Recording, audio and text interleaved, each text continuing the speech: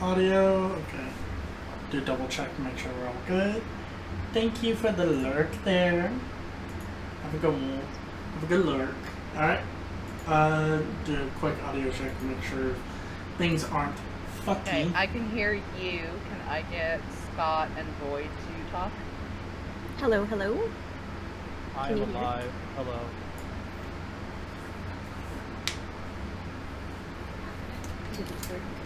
Yep, we're good. And I can hear Knox faintly in the background. Yeah,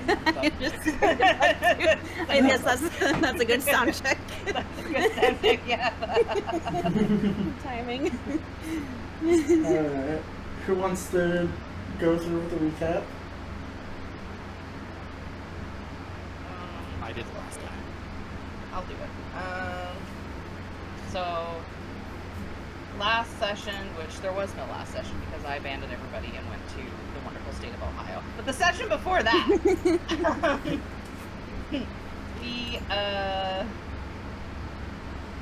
we spent a long rest at Red Roots, and she made a disgusting human soup and tried to feed us some of that. She told us where to. What is that noise? Sorry, I'm turning my phone off right now. My bad.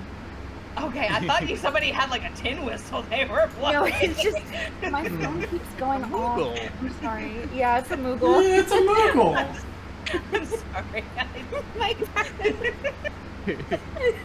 We're off to a great start, everyone. I thought you had a tin whistle. That's what I thought. I wasn't gonna say anything, and I was like, "All right, she's in the tin whistle." So anyways, so yeah, there was a Titan that we had to save that he got turned into a little devil thing. So he gave us an orb so we could get the blood from Arkin, and turns out that was a mistake. Also, we somehow realized that we also met Tiamat because she's just vibing in Avernus, and that's the thing, and she definitely she could kill all of us, which is scary. So also we found out that Arkin plans to take revenge on people, and Tiamat's kind of like free, and also Arkin has the hand effect now, which is not good. So then we freed the Titan, and then he basically just gave us like a shit ton of blood. So then we gave the blood to the genie lady to be free. And we've got plenty of blood left over for fun stuff. We also found out that there's some people that might be able to help us deal with Zariel, one of them being the former ruler of Avernus Bell. We kind of came up with a plan that we're going to see if we can get them to like team up together and help us deal with Zariel, and then they can fight each other for who wants to rule Avernus, and we don't really care. Also, we hung out at the Emporium again. We told Bernie about the Tiamat thing and all that stuff, and then Tess hired one of Mahadi's demons to steal her scarf back from me, and that is where we are. Yep. Just a nice little deal in Mahadi to never lose that scarf ever again. No repercussions for that whatsoever. None! Zilch. Nada. Like, I would totally not do anything with that. So, I assume we will pick back up, back in Mahadi's kind of infernal pleasures, as you all have rested for the evening, getting the opportunity to rest and relax. Anna and Virus kind of seem to be lagging a bit behind compared to everyone else when it comes to their usual getting up and about, but they are up and about. As you gather up, I assume the plan is to head out and head to the River Styx. Yep. Yeah. Alright. We're gonna go see Belle. Alright, so you all... Bell boy. As you all mount up, your Oh wait. Hmm? Did we want Enya to take any more, or sorry, lawfully acquire any more acres? Love. Oh yeah, how much acre do we have right now? Yes. I think we've got 2.5 days worth, is what you said. Yeah, I think it was 2.5 days worth is what we got left, or something like that. Mm-hmm. 2 or 2.5. I think it was 2.5. Yeah, and then we left off on that, and I was like, yes, I will try to get more. Yes. Did you want to lawfully acquire some more before we head out to the River Styx? Absolutely, I think a good idea. Alright. Go ahead then and give me a sleight of hand. Alright, just 1 second.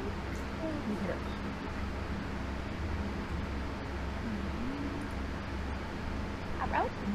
Oh. Oh, well. A little sleight of hand. Oh, what is it? Hmm.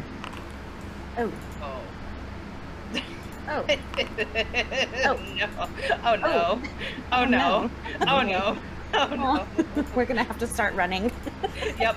Start the war machine. Yeah. Let's get going. What did I just walk into? Enya's trying to lawfully acquire some more acres for us. Oh, lawfully. Gotcha. Yeah. Right. Okay. I do remember this. All right. And Anya kind of just like starts walking fast and saying, "Well, we gotta go, you guys." Let's go. Oh fuck. Oh fuck.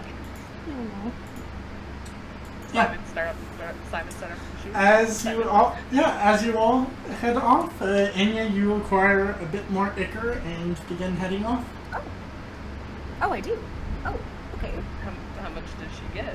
I don't know how much are you wanting to snag. A decent amount. I mean, We'll say I you don't know. get, we'll say you get about a day's worth before you think you're about to get spotted. okay. I thought I totally failed that, but Guys, I think Con rolled really badly there. I'm gonna level with you. I think he did too. Yeah, I think so. he did too. Not you. You're more than welcome to think whatever you think. So at least that made me feel a lot better, actually. yeah, do you want to try for more, or you want to tab out? Push my luck. No, sure. I better not. Okay. So, we got a day's worth here, guys. Nice. Alright, so we've got 3.5 days now.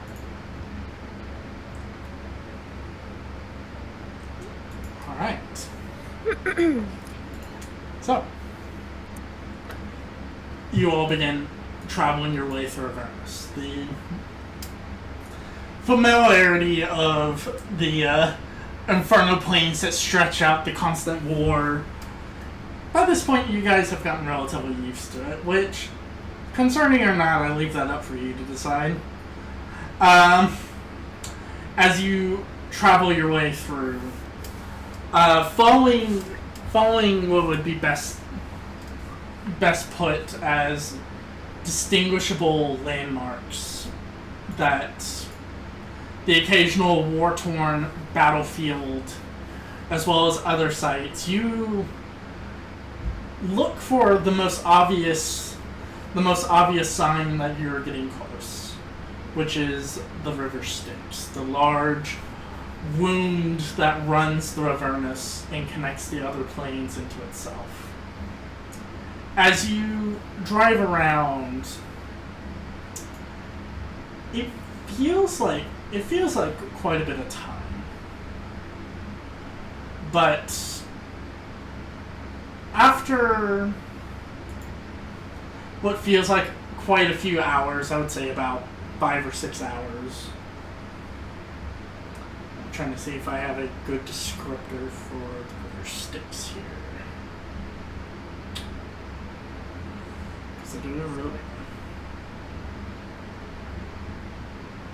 Because it's funny, it makes a big deal to River Styx, but it doesn't give me a descriptor of it. Very nice. Thanks, Avernus. Looks like dead water.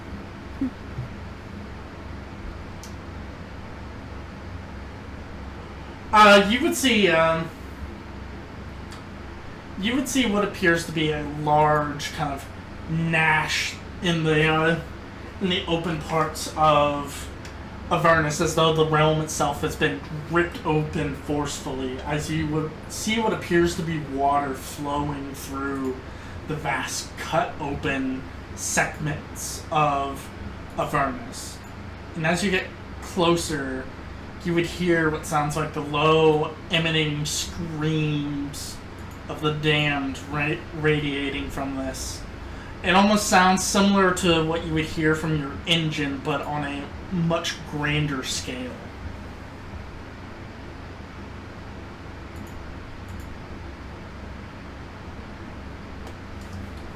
As you... Neat. Hmm? Neat. Yeah. As you pull up, you would see there's very few locations that have what we best describe as a shoreline. Every now and then you might see the occasional barge that seems to float up and down the river. Just far off into the distance, near where you would have pulled up to the river Styx, just far enough into the distance, you would see what appears to be almost a small naval battle going on, as two ships slam into each other, as you see what appears to be devils and fiends jumping to each other's boats, slaughtering each other. Every now and then you might see a figure thrown into the water, where what appears to be big humanoid figures coming out of the water go and drag the helpless souls deeper into the ocean.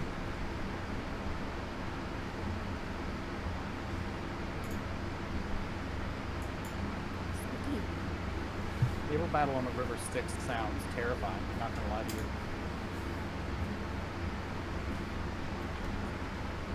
You guys reckon that's the direction we need to go?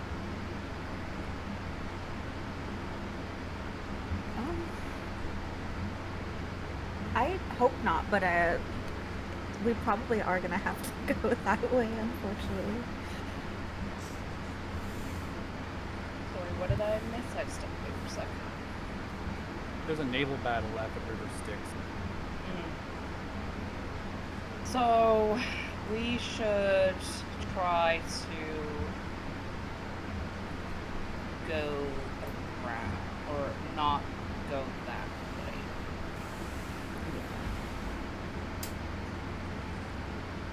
I definitely don't want to get caught up in that. No. Alright. So you wish to make a bit more, travel a little bit further down? Yeah, probably. Yeah, that's very fast. Alright. Are you going to try to do this tactfully, or do you wish to try to be just run past, don't care if people see it? Should probably be at least a little bit tactful about it. I don't really want to.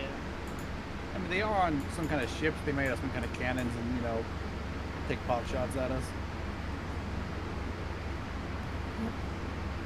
Also, we can see your module for Avernus. I'm just reading a few things.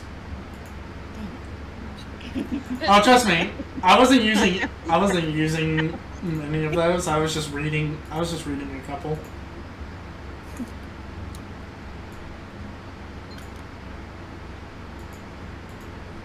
It's all good. So,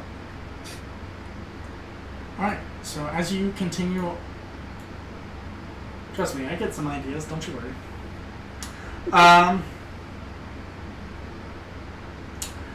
As you kind of drive down a little bit further, go ahead and give me we'll say this is a group stealth check. Are you walking along the river Styx, or are you taking the vehicle? Because I will tell you right now, the vehicle is very loud, but it would get.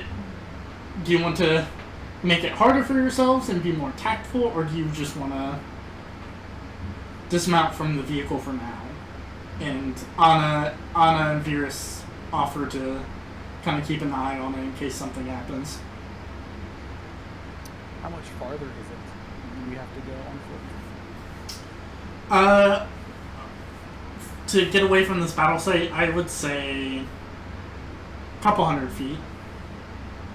Okay, that's not that bad. I didn't know if we were like another 2 miles from our destination or something. Or... Nah, for the most part, the battle is far enough away, unless it's far enough away in the opposite direction that someone might notice you, but it's one of those where it's as far as you can tell, there's no direct intervention that can be done.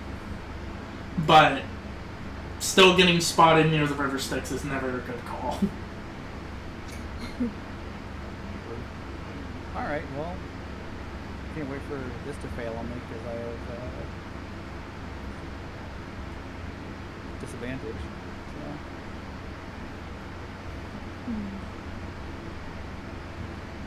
We all roll for stuff. Yeah, this will be a group stiff check. Good news. Oh boy. So I thought I was there. Mind. Here we go. I wish I could nice. Yeah, I know. So, there's some moments as you're kind of making your way through. Maybe it's just the sounds of battle and just simply the movement of the water. What you think to be normally subtle, you find yourself every so often thinking you're stepping on clear platforms, but you hear the sound of crunching bones underneath you as creatures and things within the water seem to stir and pay attention to you.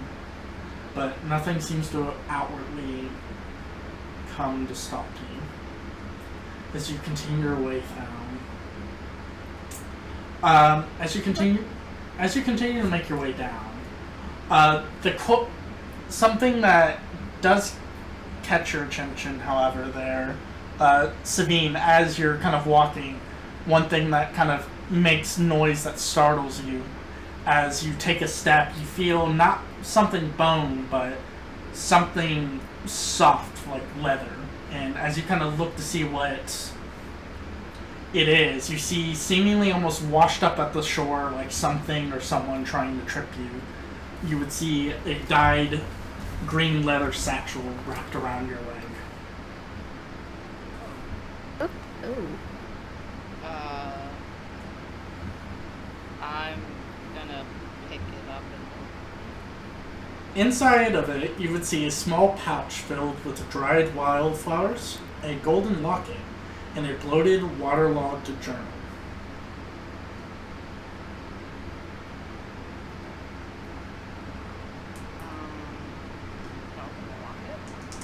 Inside of the locket, you would see a picture of what appears to be a young man, kind of mid-20s, kind of very handsome looking, as he seems to be smiling.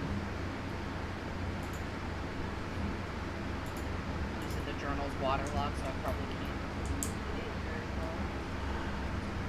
very well. If you wish to take a look, you can. Yeah, I want to see. Yeah, you take a look into the journal, and like you figured, most of it is waterlogged and damaged. However, the only thing you can make out is the name written on the journal, probably the owner of the journal. And the name simply reads Ophelia. Mm. As you see that name and a bit of the water tremors down, you watch as soon as the water makes contact with the name Ophelia, you blink and you don't remember a name being there. As the water washes away the ink that once had a name written and drops to the ground. This journal, as far as you can remember, was empty and nothing of note inside of it.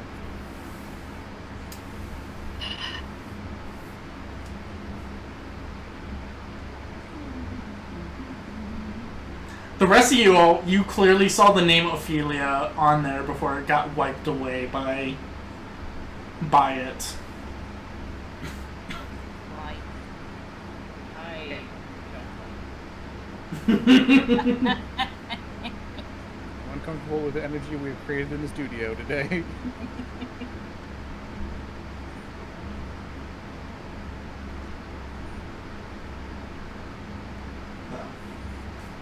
So, as you continue on, you would eventually find yourself back at... You would find yourself towards a safe enough ledge where you think you can cross into the river Styx, though the water itself seems rather deep in certain parts, and getting closer to the water you can see what it clearly seems to be souls flowing in and out of the river as people seem to be dragged deeper into the water or rise to the surface. Almost like, kind of like that Friday the 13th effect where like Freddy like reaches to the wall and it does that weird stretchy thing where it kind of like does that. You see some of the souls kind of reaching out of the water and it kind of does something similar where they can't seem to break through the surface of the water, so the waves that you see going through the Styx are in fact the souls pushing against it, but the water not refusing for them to leave.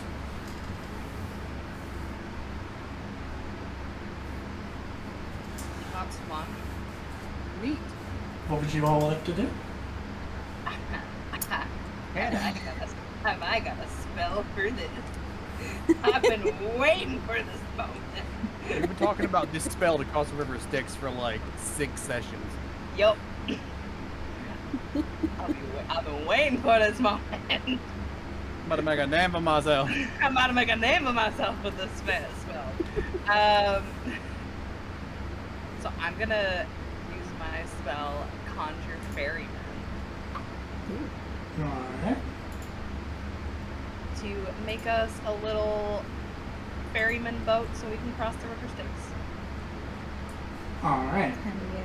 So, as you summon this creature, it almost seems like the river itself kind of... You would see the spirit of this creature almost seemingly kind of... A small bit of mist appears upon the river Styx, and almost seemingly kind of... You would hear the sound of a creaking boat as materialized in front of you all. A small little paddle boat. On the end of it, this lean, decrepit figure, almost skeletal in nature, his skin barely hanging on, with a cloak covering most of his form, and a paddle in the other hand that he seems to use to stir. The figure kind of looks towards you all and kind of gestures for the boat.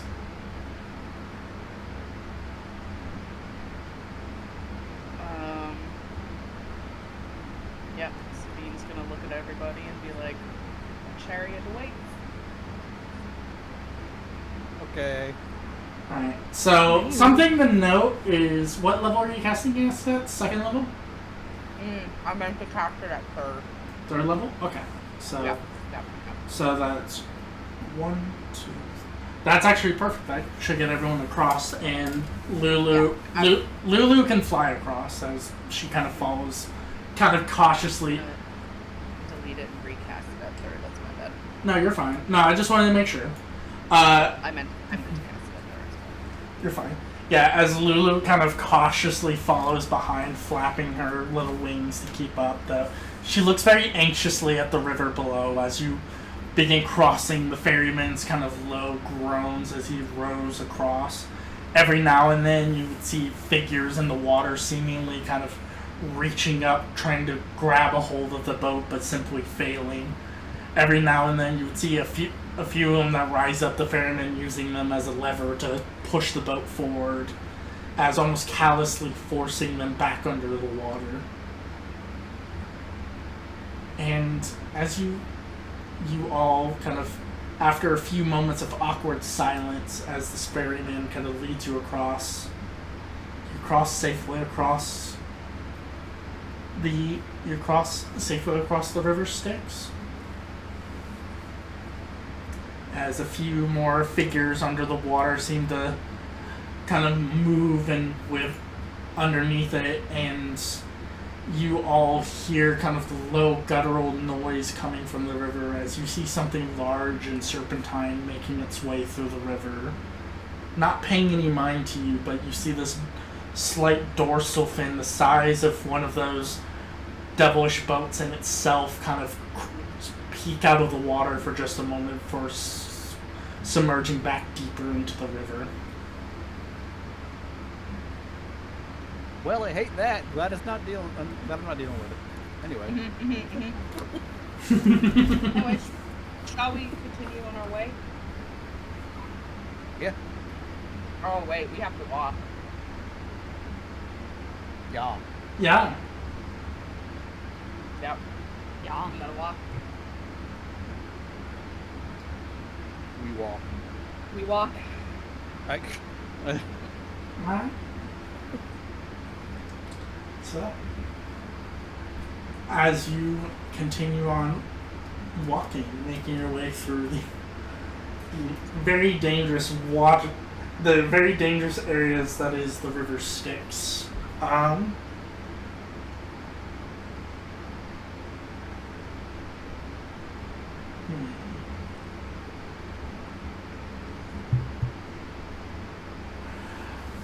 I will say, go ahead and give me a perception check for everyone.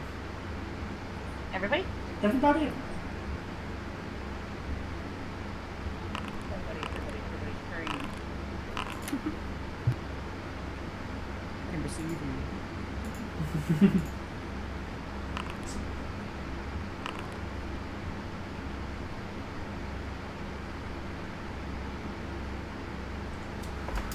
As you all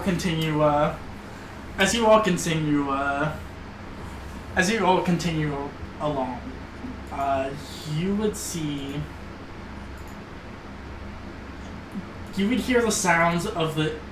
would hear the sounds of what sounds like metallic clanking and clamoring as you continue on your way. You would see just a bit further down from the river, you would hear this large clanking noise as it sounds like screams begin to emanate louder from the river Styx. As you look to see this large structure that seems to almost that you've seen a few times floating above the Blood Wars make its way towards the river Styx, itself looking like a giant floating blade. As it begins lowering itself closer to river Styx, you see these large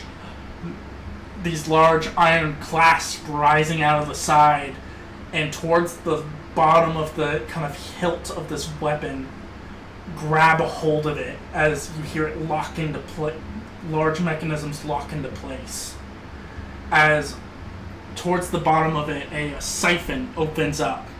As you hear the kind of almost green noise coming from it as the river itself begins pulling into the air and going into this funnel, as you hear what sounds like thousands of screams making their way inside of this large vessel.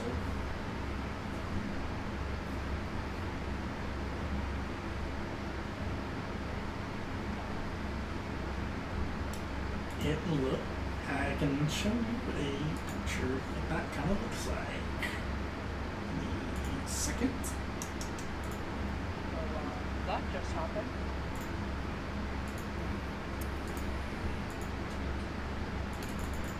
It looks like a whole lot of not my job. Yeah. It's not wrong. Oh.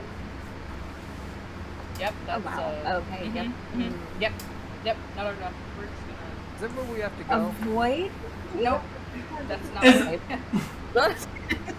Let's go the other way.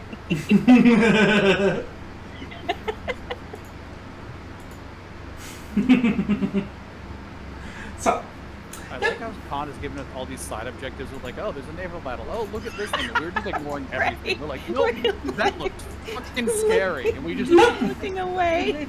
No, like, I am just setting some set pieces. What do you mean? we're drastically unbothered by any side quest he's given us. I never said these were side quests. You're more than welcome to interact with them or not. No, So- no, that's No. that's a death machine. That's a death machine. Alright, I gotta do a couple rolls real quick. Because he even obliterates us. No, I wouldn't be that mean. No, I just wanted to show a few little things that don't get brought up enough, like the giant floating fortresses. Yeah. From afar. Yeah. Wonder if I can Great. drive that. I mean, Might be able to. that's for you to figure out. Theoretically, if we were to take this over, friends. Theoretically, Leave yeah. it to the imagination. Our time in Avernus may be far easier. He has a point. Probably be far less alive. He has a point. How many devils and demons do you think there are on that At least 8. At least 8.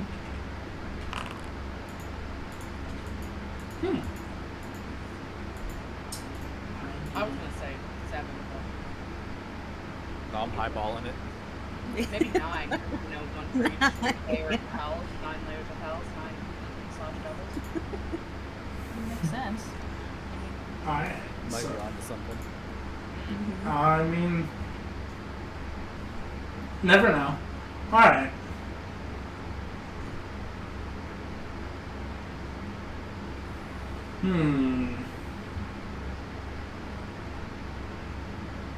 Never good when Khan. No. He's thinking. How many demons and devils are on this thing? So, There's Like someone distract him. again, I cannot tell. I can't tell you unless you explore it, and that's up to you. no. I don't think we're high enough level for that yet. You would see as you're kind of continuing along your way. As you continue along the way, you would see not that as you kind of make your way in the direction you think Bell's Forge is, you would eventually see what appears to be these large, kind of narrow cracks in the ground that kind of seem to be stretched around here. But luckily, you are perceptive enough. You would see that amidst the crack, you would see what appears to be movement coming through of kind of these strange creatures that you're not.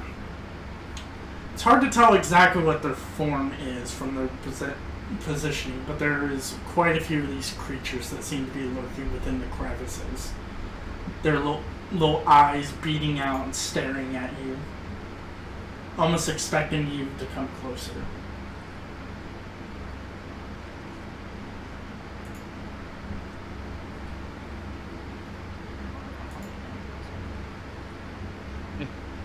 Nope. I say we huddle up and don't come up close. They can expect us all they want, but I'm not going over there. You guys can come over here. You want it so bad. Like Does calling that- over? Is that what you want? God. You want some of this? Do you want to beckon them over? Princess. No. Oh, wow. Yeah. As you kind of are moving away, you would see more of these kind of creatures. Their faces kind of poking out a bit more as they seem to kind of beginning a little bit more bold, as you would see there's quite a few of them. They're large, kind of like paw-like hands kind of reaching further and further out, and you would see poking out of the shadows. Almost looks like these large, almost kind of swine-like faces if you took a pig's face and melted it, as their little beady eyes kind of staring at you like kind of ravenous, hungry dogs. The dog sound effects were a nice touch, though. Yeah. Right? Right. Timing.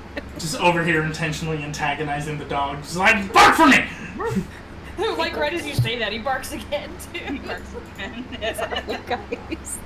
Man knows his job. He's working hard. Yeah. I probably. Jeez. Oh, I accidentally closed that. Psst. Get that dog a raise. I accidentally closed the music. Whoopsie doodle. Needs music. We got dog and needs. Yeah, for real, for The real. dog ASMR.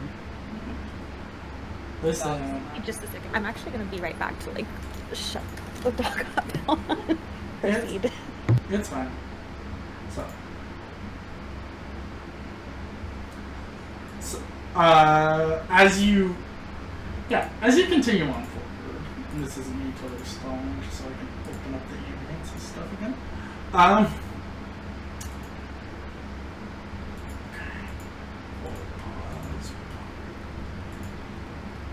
Pause Still here. on past it. Oh, did it? Nice. Oh, I mean, it definitely stole on, but it's over.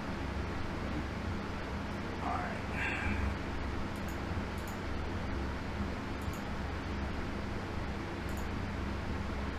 Okay. You guys are getting real lucky in the rolls here for traveling. Not being randomly nerfed. Yeah. Well, I'm rolling for encounters and whatnot whenever you guys don't find where you need to go. Okay. So, as you continue on forward, you would find what appears to be a gargantuan volcano that dominates the horizon. Clouds of fire and ash spew from its caldera, and the air trembles with its angry grumblings. A vast, multi-layered fortress has been hewn into the volcano's rocky slopes.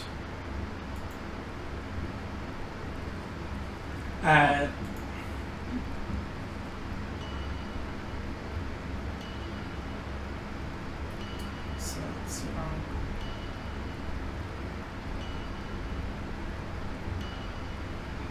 think that's the foolish? Well, there's a good chance. Scenario, a large building that might have some kind of answers, so might as well at least get over there. Might as well check it out. No. Alright. So, as you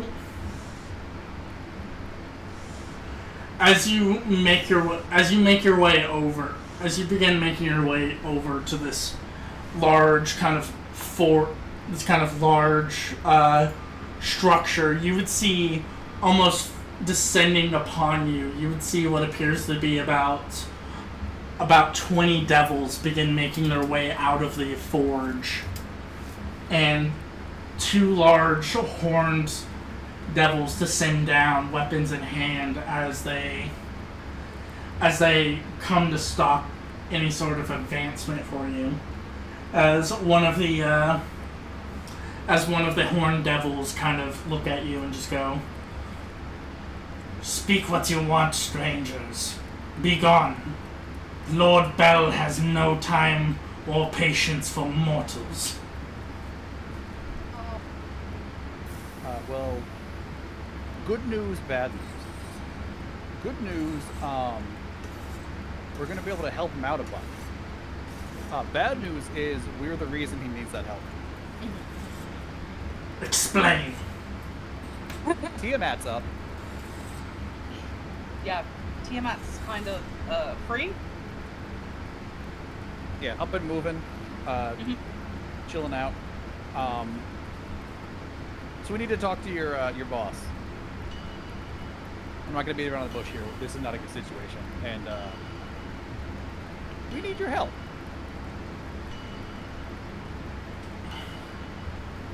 Yeah, we need your boss's help to kind of help us, because we're hoping we can talk to him and see if he's interested in helping us deal with Zario. Also, possibly your help if you're some of his fighters. And your help, yeah, if you guys are, yeah, of course. But we need to talk to him, and he probably tells you what to do and where to go, so, yeah. Are you presenting the... are you presenting the thing, or are you just going to... Yeah, we're presenting the thing. The thing do we have? But we have a thing, so we're presenting the thing. I believe you got an invitation from the Dow to visit Dow. An invitation, yes. Oh, yeah, we did. Yeah, that's right. Yeah, we give the invitation. We give the invitation. I mean, we could totally forget this and go into combat. Nope. I have 22 devils that I'm more than happy to fight. Nope. We pull out the invitation. Bro, I have one cannon. What do you want me to do? You're vast. Teddy's gonna get about 3 shots off before I die. Yeah, we pull out the invitation. Alright. So, as you pull out the invitation to show, you see one of the Horned Devils kind of nods as the other kind of looks at it incredulously before they both kind of tell the other devils to stand down. The devils kind of seemingly disappointed step aside. As the Horned Devils kind of lead you inside. As they lead you inside, you see what appears to be a impressive sight of what appears to be these large... inside you would see what appears to be these large forges, the anvils, the size of small buildings, and standing next to each of these forges, bound by hellish chains, are 4 giants wreathed in fire, each in a different process of construction and completion, as they seem to be taking bits of what appears to be the metal that binds them themselves and forging them into different shapes and designs. You would see a wrought iron spiral staircase that descends down into this cavernous forge. Channels of bubbling lava wind through the complex, casting a fiery light over these huge anvils. The light being absorbed by their coal black skin and fiery orange hairs as they continue hammering out weapons under this gaze. Sitting near towards the center of this, looking down on a magnificent flying throne, a pit fiend of tremendous size, as he sits there kind of eagerly watching this go on as the Horned Devils lead you to him. As they part, presenting themselves, presenting you to them, the pit fiend kind of looking around, wearing what appears to be almost kind of a golden brass armor, several heads wrapped around his stomach like a belt, and a large devilish grin on his face as he looks to you all. Not that fucking copied the same image. I didn't. Not again. More hellfire. What? Fucking. You did it again. No. Well, the funny thing is it tells me it copies it, and I'm just like, okay. That thing really wants us to explore it. It does. It's like, come back. Come back. You want to drive me? Come back. There it is. Yeah. After we do the whole city thing, maybe we'll come back for it, okay? There it is.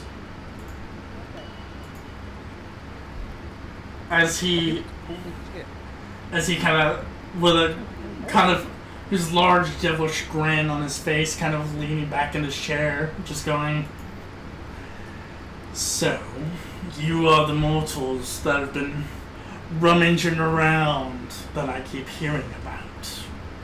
You've caused quite a stir amongst the lower ranks in the Blood War.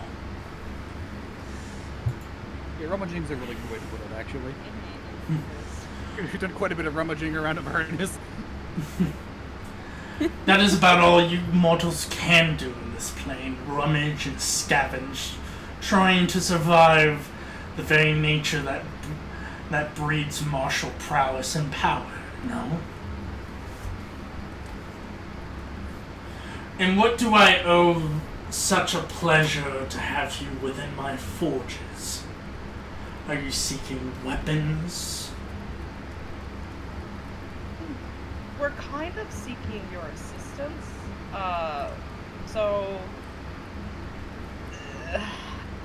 Tiamat is kind of out.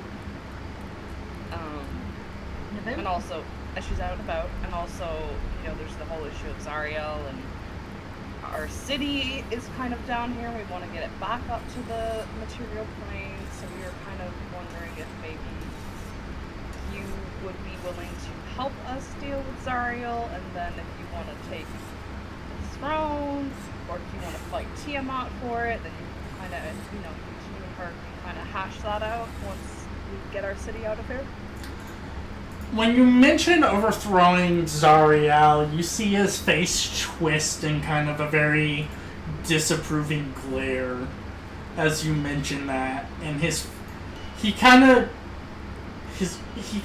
outwardly, as he adjusts his chair, kind of adjusts it within his seat, just kind of with just a disappointing look on his face, going,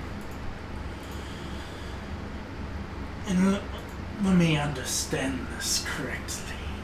You wish for me to overthrow my liege in such a brazen display after Tiamat openly has thrown her lot into the Blood War.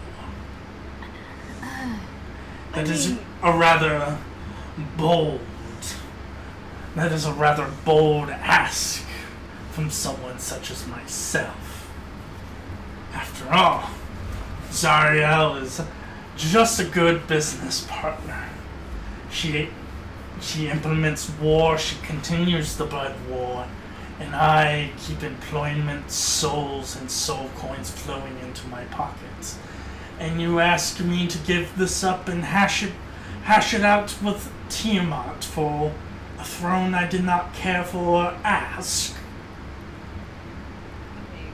I was under the assumption that, maybe we were misinformed, but I thought maybe because she took it from you, you'd want it back?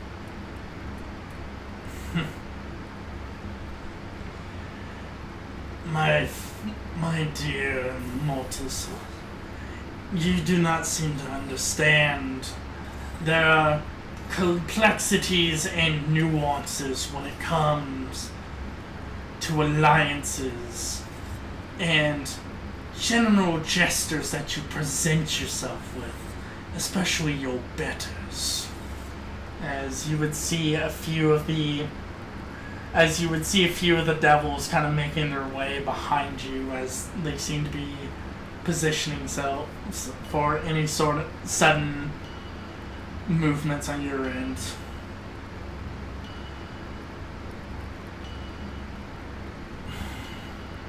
So he kind of lets out a sigh. You all would begin to feel a presence in the back of your head as you would hear Belle's voice echoing in the back of your minds and just go,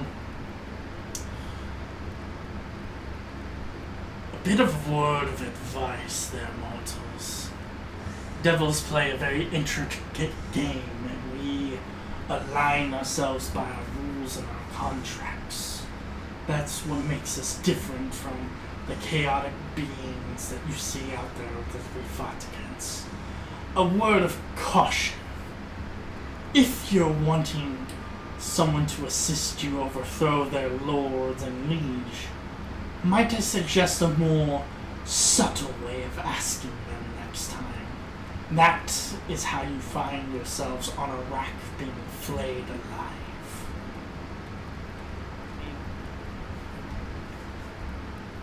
I am more than happy to assist, but next time if you ask for assistance with overthrowing an archdevil, I suggest you do it in whispered tongues. Zariel has her agents everywhere, and the mere hint of my disloyalty could cause me more problems. For not only for what I have to gain, but you yourselves. If you wish her direct attention, fine, go find her and call for her attention. She will more likely come. But do not bring your brazen treason to my forges and draw her eyes towards me. Do I make myself clear? Yes. Yeah. Crystal. Yep. Good. Now, if you want my help and ultimately freedom for Elturel, there is something I can do to help you in such a manner. I have specific weapons called shatter spikes that are used to break any chain that binds creature to any creatures to this plane. I crafted a few knowing that Zariel was going to bring Elturel down into the Nine Hells to drown it into the river Styx, but her agents must have gotten hints of what is to come. If you wish for Elturel to be freed, acquire these spikes, and that is the help I can give you.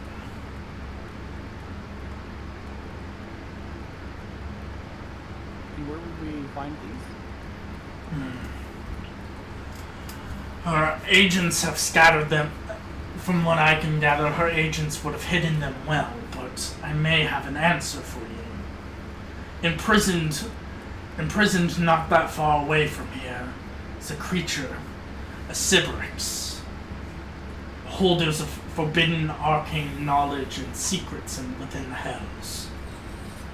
It would know exactly where. It would exactly know where these spikes would be hidden. Speak to it, and it can lead you to where you need to go.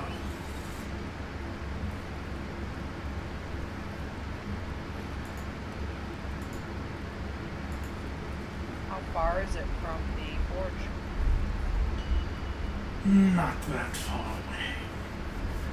I believe you would have passed it by near the river Styx, a cave not too far away from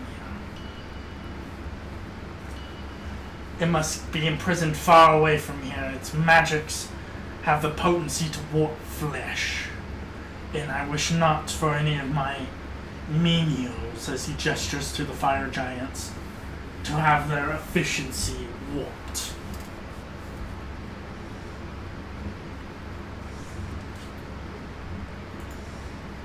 Okay. So I guess we can go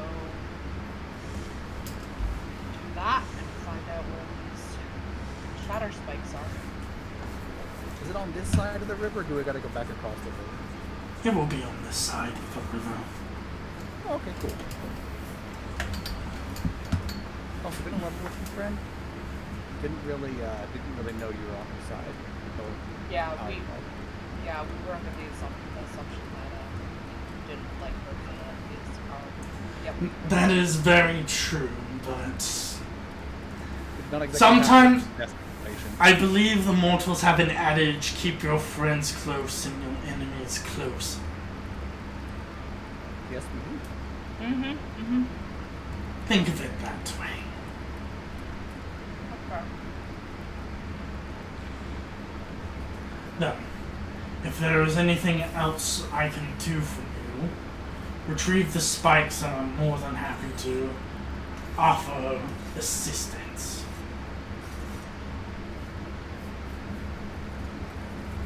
As he kind of looks at you all, and there, for the briefest of moments, there's as this dialogue seems to end, as he kind of looks down at you, there seems to be almost a glancing look of recognition when he looks towards Savine and Inya, but then he quickly plays it off and goes back to focusing on something else.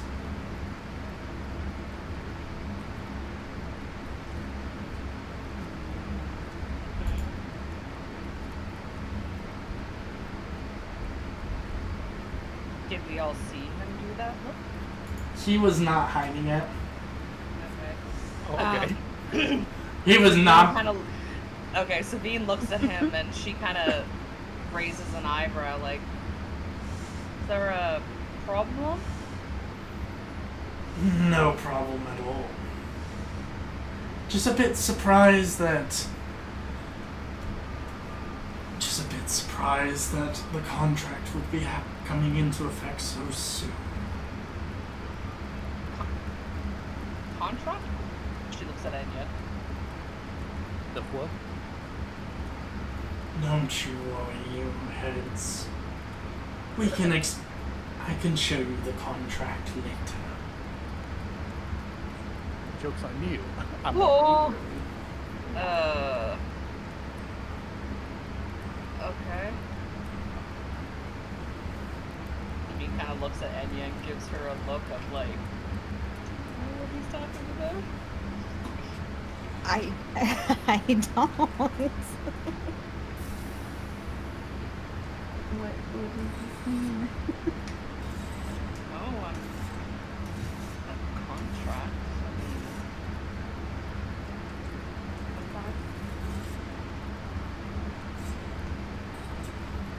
shall we go find this person, history holder, and ask them about these spikes? Yeah, I guess so. Alright. Thank you, Mr. Bell.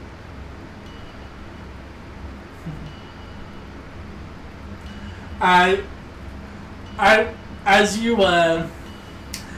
you kind of say that, next thing you know, you guys suddenly find yourself. One minute you're in this hot forge, even for those who have an inherent resistance. This is hot. Like, this is like being in a very boiling room. One minute you find yourselves there, next you find yourself suddenly teleported out of the forge, several hundred feet away from it. And as you find yourself teleported out, you would see suddenly, you would see sitting there waiting a little imp dressed in what appears to be almost kind of like a small, kind of almost a mimicry set of armor similar to what Belle was wearing, wrapped around him, as the small little impish creature kind of looks up at you and just kind of goes, "Shall we get going then?" Oh my god, what's your name? My name is Barkalos. Are you our guide? No, it's a door. Are you our guide? Master Bell has told me I must lead you to the Sibrix. Oh, please lead us. You're adorable. He just kind of looks at you with an eyebrow raised as he kind of flaps his little wings and starts making his what. You start following him. Maybe he'll be buddies with Lulu. I was wondering, maybe he'll be buddies with Slava Chops. If you mention friends with Lulu kind of shakes her head and she goes, "No. No." But he looks so dapper. Look at him. His little Look at arm there. him, Lulu. He looks so adorable. Yeah, I'm starting to learn that your definitions of adorable range and varying quality. Not to be... Not to look down or anything, I just... Forgive me, I don't find fiendish kinds adorable. As Jane raises her eyebrow as she says fiendish kinds. Not like that! Uh-huh. No. Not like that. You are quite lovely. I'm talking about devils and demons. I mean...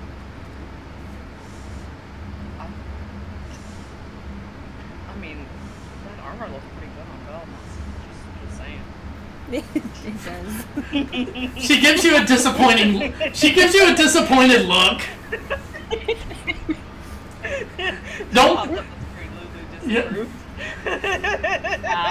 Grandma's not happy. She's just disappointed. Wow. I'm not Gives surprised. Vivian a fist bump. Yeah, we fist bump each other on that. So as you all follow Barcalos, as it takes, as you travel for, I know there's a lot of traveling. As you can tell, I'm so happy with all the traveling you're doing.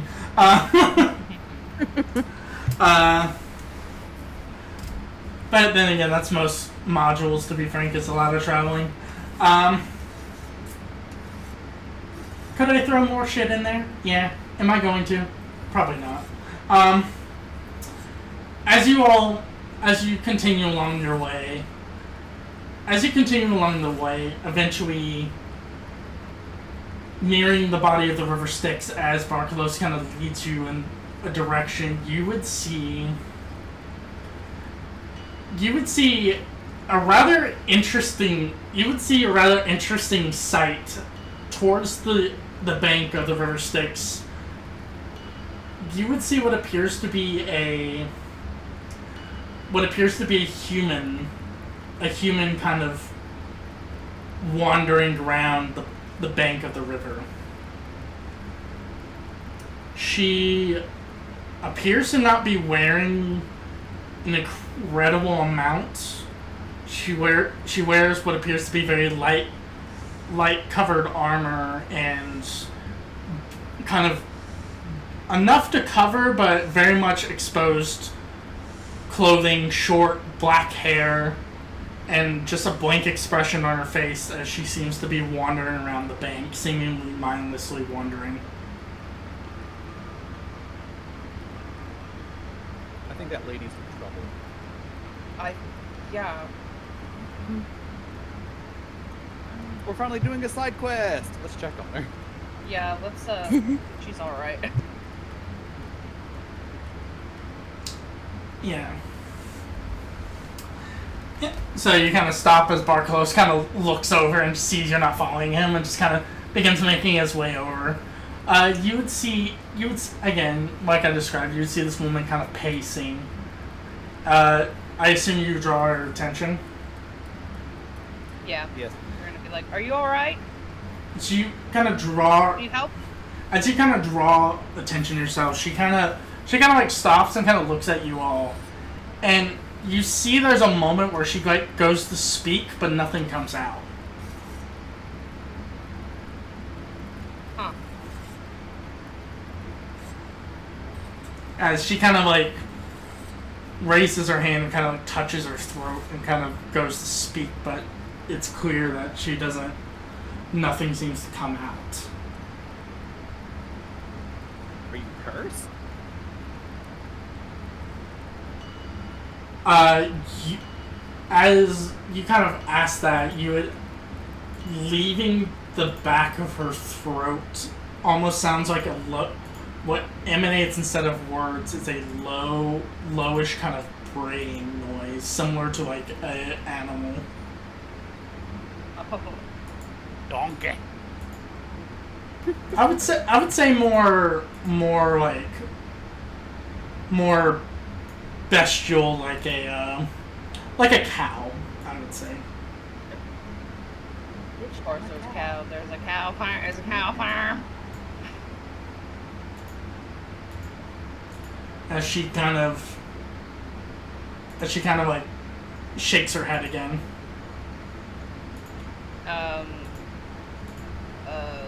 Are you actually a person? There's a moment she like seems to like pat herself and then just she like nods.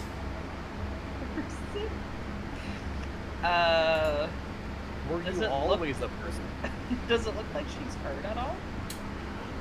You can go ahead and give me a medicine check. Because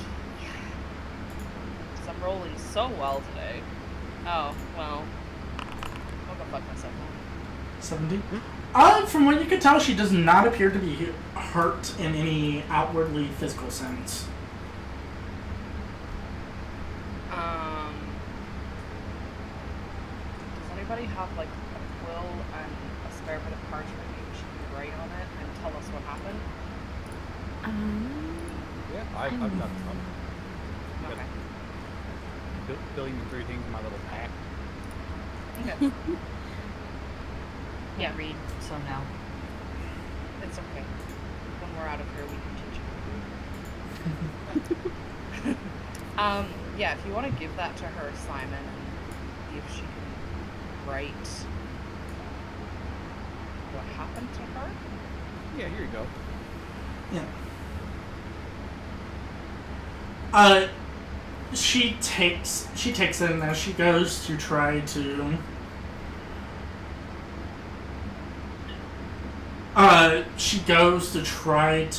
write, and as she writes the words, as she writes and finishes what she completes, she hands it to you. It comes back completely unintelligible. Like you have no idea. Like none of this is actually even words.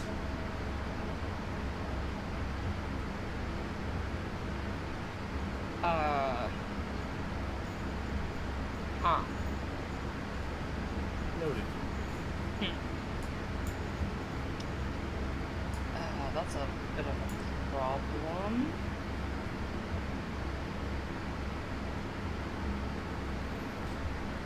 Did she draw us pictures? She didn't really write anything. It's all gibberish.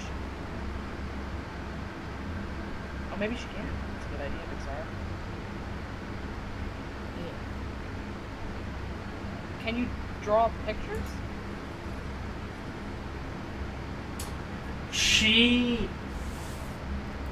Pictionary?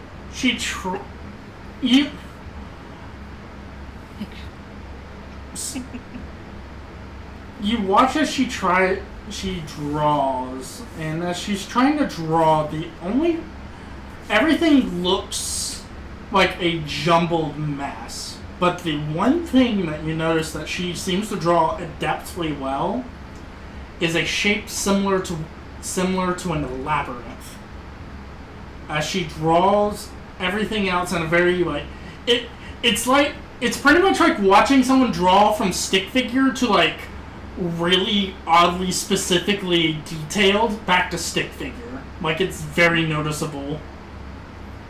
Anything to do with this labyrinth shape, she can almost draw perfectly. Everything else seems very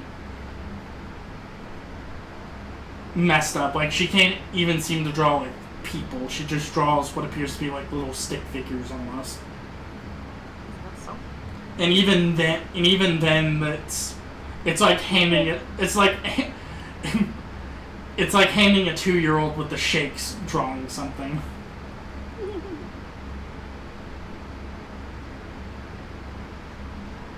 Lulu, Barkus, you all got any ideas?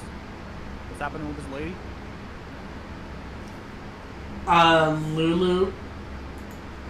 Lulu kind of like takes a look at her and just kind of. Let me see if Lulu has anything that can help in this instance.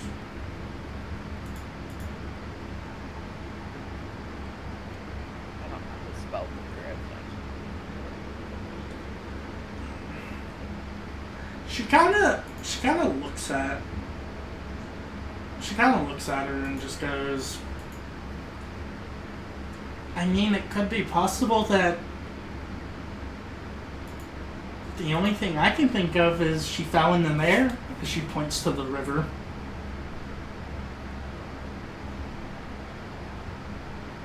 Oh, she wanted to have a soul. Oh, yeah. That'd be unfortunate for her. Just a bit, you know. You see how she kind of, when Lulu points to the water and everything, she kind of like takes a couple, the woman kind of takes a couple steps away from it. The imp kind of chimes in and goes, "Your friend might have a point. Could be possible that she fell in. The Styx is known for causing many problems to anyone that falls into it. Besides the drowning." Besides, you know, yeah. Yeah. Could be possible that she's succumbing to the effects of the river.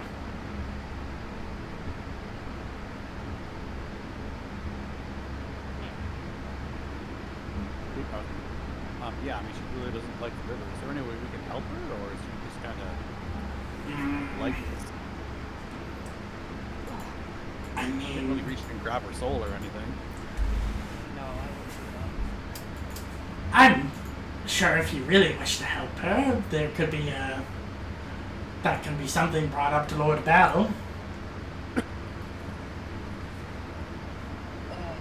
I mean, I don't want to not help the lady. How do we direct her back to him? I mean, And wander around next to the grip sticks. I mean, do you really want her to be your problem?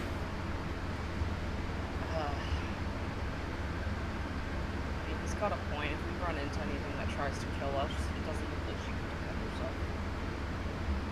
That's why I said send her back to the fort. Do you really want to send her back there? Or she'll probably get torn apart? Our options are she stands here and possibly dies at the edge of the river Styx, not having an idea how to eat or survive. Or we give her a little invitation and send her back to Bell.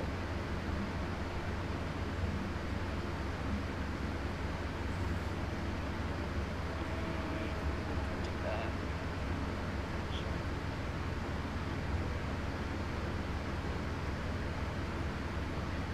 The only thing is she can't really communicate with him. True. But he can go into mind, so maybe he can go into her mind and see what happened or something. Maybe. We wouldn't need the invitations, we already got in and talked to him, so Yeah, yeah. that's probably our best shot is giving her one of. Do we have multiple invitations or is it just the one? Did we all get one or? I think it's just the one. Oh.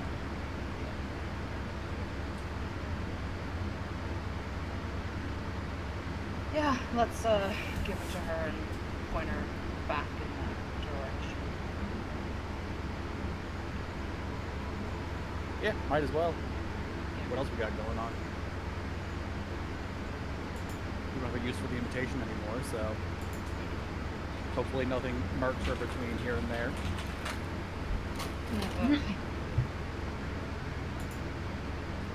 Yep. So we're gonna give her the invitation and then kind of, in a sense, like mime or charades it to show her to walk to like the volcano. She kind of like looks back. Point at the invitation and point towards where the volcano is. She kind of like looks at the volcano, looks at the thing, looks back at you all. Just kind of looks back at it, and she kind of like stands there and kind of looks at you all. Safety. We'll be safe there. Maybe. Hopefully.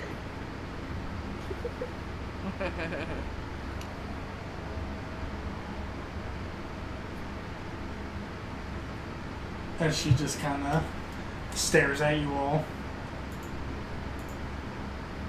Volcano, help. You. Sabine gives her 2 thumbs up.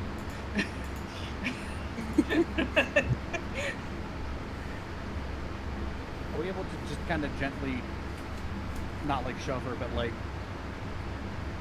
put our hand in her back and kind of move her in the direction she needs to go until she starts walking? Yeah.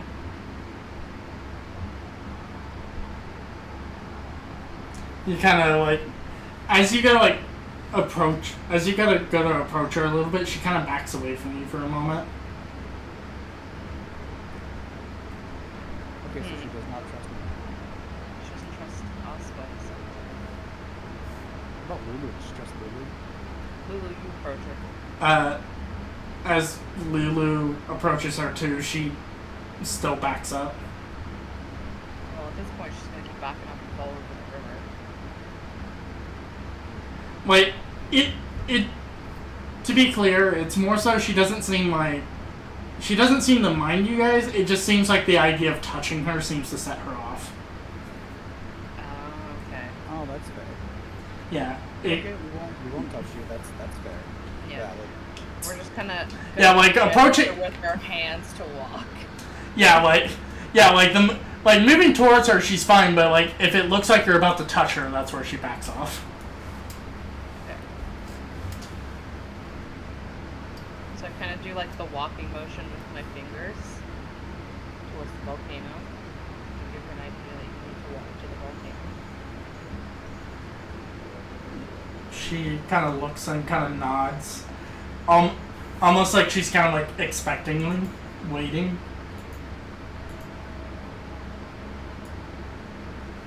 No, and I point to her. You walk.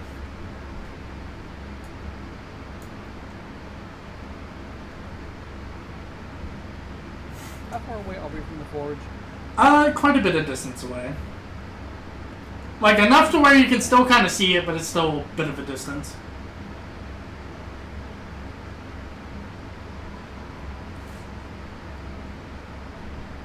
I don't think she's gonna walk there, so How far away can my cannons go? I think it was like 30 feet or something. Is that it? Like, I don't remember how far. Because they have to stay within a certain distance if you leave them.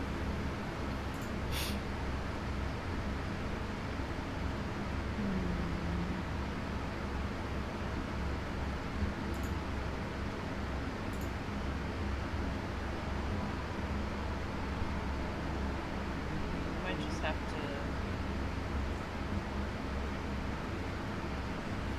leave her at this one.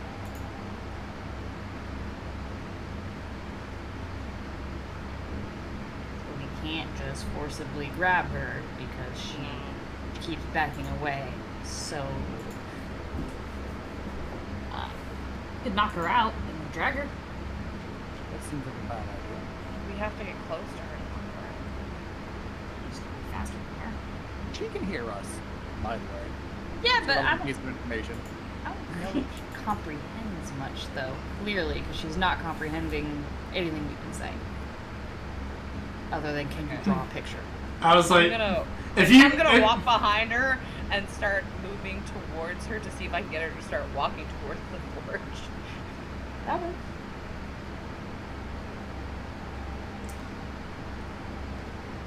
I mean, that's one way of doing it, I guess. Yeah, I'm gonna see that and kind of reach out, like I'm gonna gently push her on the back to see if I can get her to start walking. As you kind of like do that, she moves a little bit, but she kind of turns her back looking towards you as she kind of looks very quizzically at what you're trying to do. And then she points to you and then points to the forge and then points to the paper. Okay, and I'm gonna point to her, point to the paper, and then point to the forge, and then do the walk thing with my fingers. She nods, but she also points, kind of does the same thing, but points to you guys and then the forge and the paper. I think if we want to take her back to the forge, we have to walk with her. I don't think she's gonna go by herself.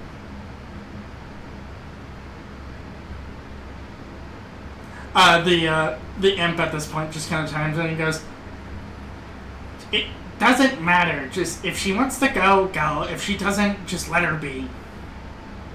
What's another last soul to be fed to the blood wars of the River Styx? Just don't mind." Say that. 'Cause anyways, One of the monks, right? Nox, are you one of the monks? Yeah. Okay, well, can we just send Nox with her, and then we continue, and then Nox just sprints with her bajillion monk speed and catches up with us? Do we really want to split up in Avernus? I would prefer not to split up in Avernus. Personally. That's a die. You worry too much. Uh-huh, well, I'm trying not to die.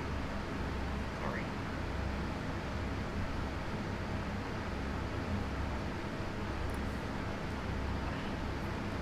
Did you two want to go on ahead, and then me and Pixar can take her back to the forge?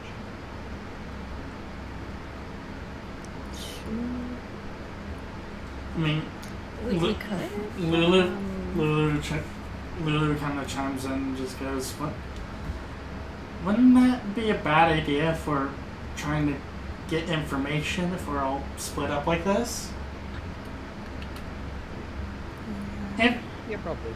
I think just let's see what she does. Like, let's continue on, and if she goes, she goes. If she doesn't, she doesn't. Like, if anything, maybe she might follow us, and that's another someone helpful. Let's give it a shot. Sure. Yeah. I mean, just maybe there's something in there that might be helpful to us. All right. Just- yeah, let's start walking and see what she does. The imp kind of lets out a sigh, like, finally, someone with reason, as he kind of begins making his way. It's a good thing you look adorable in that armless sparkles. He kind of sticks his tongue. He sticks his tongue out at you as he continues his way. I stick my tongue out at him back. As you all begin kind of walking, you would see kind of as you begin walking away, she kind of looks in the direction. The woman kind of looks in the direction of the forge, looks confused, and then begins kind of shortly after begin following you guys. Yeah, it kind of checks out. All right, Yeah. well, we've obtained a. What? You said she has black hair? Yeah. We obtained a black-haired white woman. Cool. Well, if we want to be technical based off the name, and I'm not going to say the name, it's more Asian. Okay. We obtained a black-haired woman. Yes. An But odd thing to pick up in Avernus. Anyway, there. That's very odd. Anyway. So. I mean, there's weirder things you could find in Avernus. there's also worse things we could find in Avernus. Exactly. After a little bit, you would see that the woman kind of catching up with everyone kind of sticks close as she hands back the contract, the invitation, and she seems to stick close as a kind of a smile, kind of a warm smile on her face as she seems to be happy to be following someone. She was wandering Avernus alone, so that's probably not the best vacation. Yeah. After a little bit, you would see the imp kind of jutting over what appears to be a area as he points to a location where you would see spiky chains that lash a 15-foot diameter floating blob of quivering flesh to a 20-foot tall wrought iron scaffold. Two fiends wrapped in chains stand atop the scaffold, torturing the bloated creature's flesh by tightening its chains. Demon ichor oozes from its wounds, forming a shallow pool around the scaffolding. A third jackal-headed figure uses its broad horns to yell loudly at the bloated prisoner in multiple languages. It sits cross-legged about halfway up the scaffolding.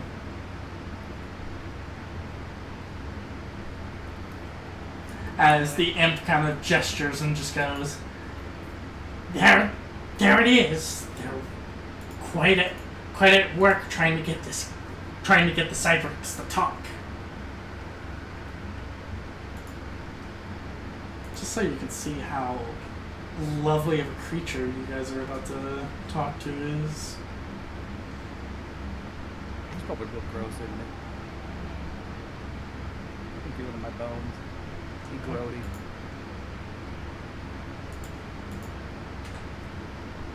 Gonna be disgusting. Oh, he's so cute. He's He just like me for real. Ew. That's yummy.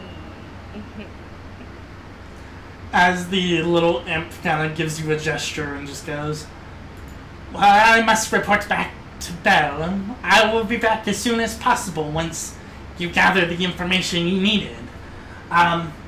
The fetched hatter will let us know if you've acquired the information."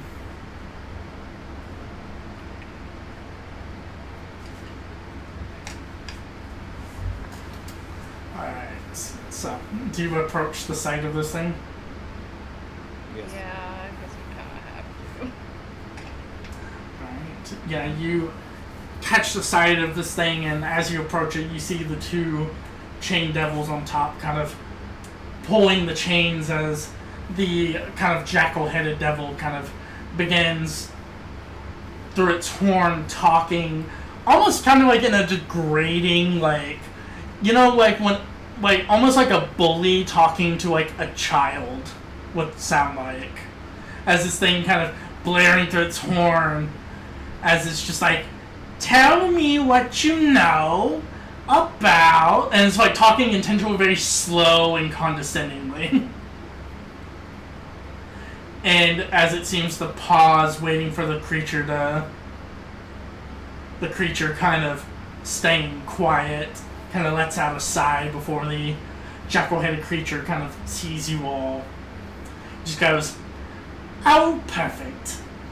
More things to help us figure out how to get this blubbering mass of flesh to talk."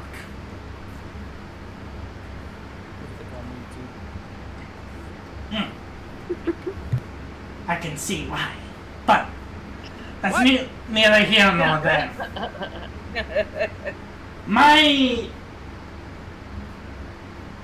The information I seem to not be able to gather from it is limited at best. I'll tell you what, if you can figure out a way for it to communicate, I'll give you 3 soul coins. Okay. If you get it to communicate properly.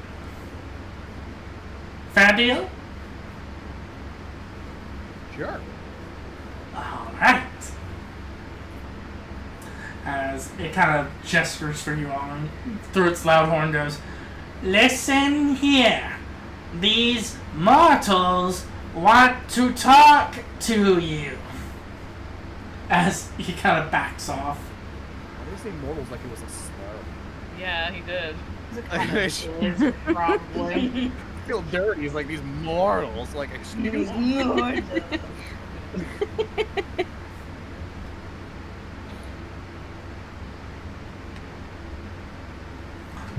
As the who would be the first person to get who would be the first person to talk to it? Not Knox. Oh, thanks.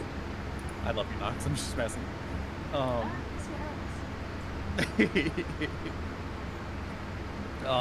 Probably Sabine or I would Yeah. be the options.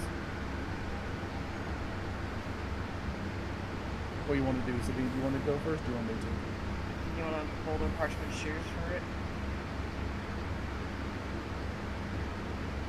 Go. Alright. I choose the boulder. I choose the parchment. Okay, Liz, go ahead. Alright, you go I ahead. don't know how we're gonna do this, so I just let's pick one. She's gonna push you forward. Go on. Oh, I lost, so I go? Oh, okay. You lost, yeah. Partially I thought- covers Boulder. Oh, I thought that you were going because I lost. It doesn't matter. Anyway. No, you Hello! lose, you go. You would hear from fetid mouths in the back of your head, kind of this low, kind of gurgling voice, kind of in the back of your head, just going, "What is it that you seek?" We need your assistance, new friend. We are If- searching for... If you wish for assistance in exchange, I wish for freedom.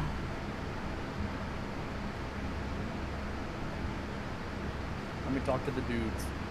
I'm gonna turn to one of the imps and be like, he says it'll help if he can be free. What's he being imprisoned for? The jackal-headed creature kind of looks and goes, "He has knowledge that he is not willing to share. Information that Bell would very much appreciate it. It will release it in time."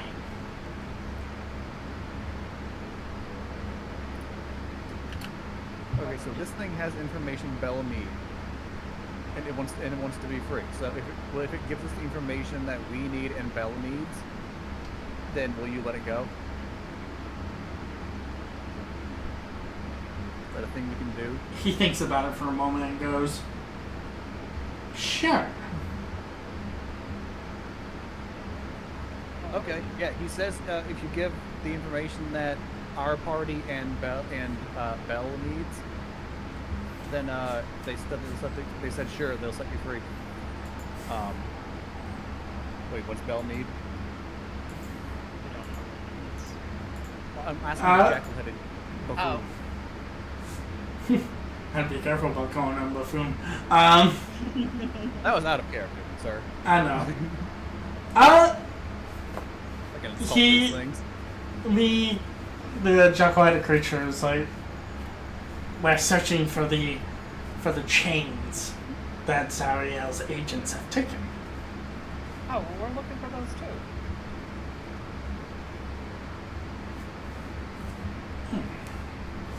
Well then, see if you can get it to cooperate.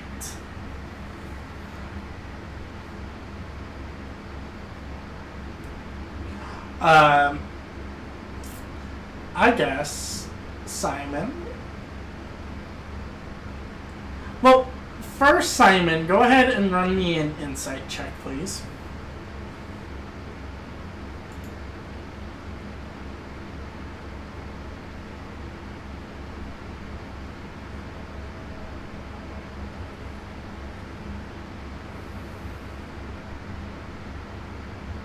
Hello?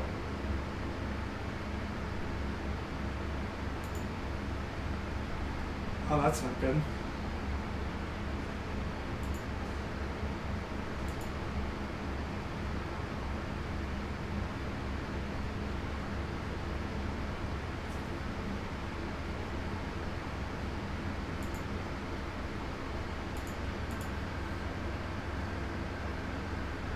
Hello? Hello? There we go. Hello?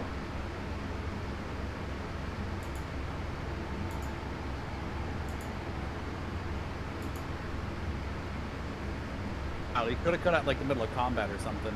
That's You know? true. Okay. We're back. Come on. Oh. What was the last thing you heard? What was the last thing that's you true. heard?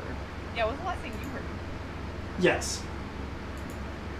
Okay, so just repeat the whole thing, Scott. All right, I'm just talk. hollering out Mr. Bubble Flesh Oh, Man fuck. here. Jesus. That was That scared the fuck out of me for no reason. that was Hello? very delayed. Yeah. Oh my god. Okay, music doesn't want to cooperate for you guys. My apologies. Alright. I listen to my own Spotify anyway. So. Wow. Music ain't good enough for you, yes it is. Anyway. Hey, I pay enough for it every month. I gotta get my use out of it, bro. You know what? No, that's valid. That's valid. I'm just giving you shit. But yeah. No, I told I can't remember this thing's name. The Sisybex. Yeah. Yeah. Senor Fleshman. That's they say if you give us the information that we need and that Belle needs, they'll let you go. Belle needs to know the information of the chains that Zariel's taken, and we need to know the location of the Shatter Spears. So first off, give me an insight check. Insight? Mm-hmm. So I will tell you right now, judging from the way the tone of the Cyberx, the blob and the creatures that are presented in front of you, neither one of them are 100% going to. From what you can tell, both sides are very much like, yeah, sure, whatever. Like, they are very much in the boat of, we're not going to honor the deal. Like, don't even. Okay, good. Yeah. So both sides are so something you will pick up very quickly is both sides are very much like, yeah, sure, we'll pay lip service, but we're not going to do it. That's all right. Which is giving up the information and letting him go. But if you would like, trying to convince this thing, that will be a persuasion or a deception check.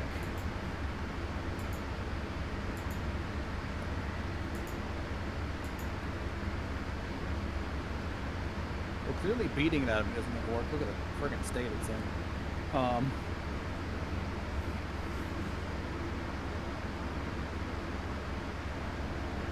about this? You tell us what my party needs. The Shatter Spears. Is that correct? Or am I saying it wrong? The Shatter Sparks. Shadow Spikes. Spikes. That was close. Shatter Spear is something in some game I played or something. I know that term sounds familiar, so I keep saying it. But Shatter Spikes. We get the Shatter Spikes. We go back and talk to Bell and let him know, hey, what you want in order to give him, the information he wants, you'll give him if you set him free. So we can talk to Bell himself. And we can get these guys to not just needlessly torture you until, well, hopefully ever again. But, like, realistically, we go talk to Bell and he's like, yeah, sure. Gives me the information on the chains and we move on with our lives. And he lets you go and you be on your merry Avernus way and you do whatever a large oozing flesh monster does in its spare time. Assumingly eat demons or something. I have absolutely no idea what you do. So go ahead and give me a persuasion or a deception roll. Being genuine. I'll go talk to the demon. Use the guide. Oh, okay. Good no! I don't need the guidance. Hi there, Ami. How many would help? Glad to know my sound alerts were still busted. I'm sad. You know what? I don't know why it's being that. That's sad. I think I heard somewhere that sound alerts is being asked for OBS. So. Yeah, Grim's was having issues too. Yeah, mine were the other day, and I know a couple of other buddies of mine have had issues off and on with it. Yeah, a few of mine too. But anyway. Hey, Ami. So, with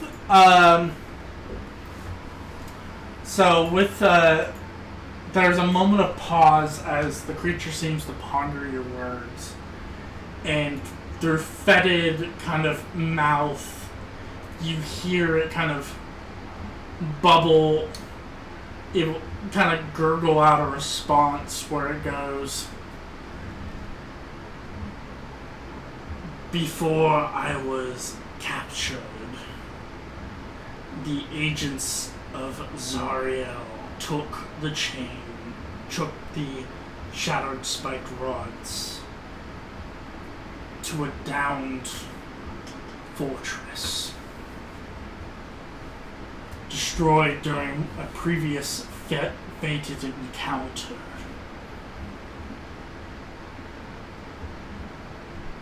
That is where you will find them. Flying fortress. Indeed. Okay, so you know that thing that might have had 7 or 8 demons in it?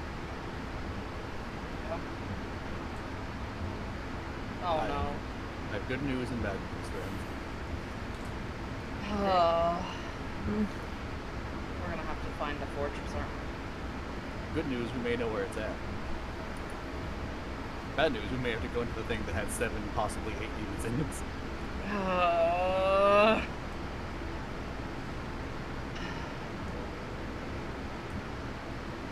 We can ask Belle for help. So, is it the... Do we have to go into that one, or do we just have to find one of those fortresses somewhere? Is it that one? It says a down. He said a downed You one. said a downed one, so we have to look for one that's on the ground. Was that one not down? It was just existing? No, It was docked. Oh, okay.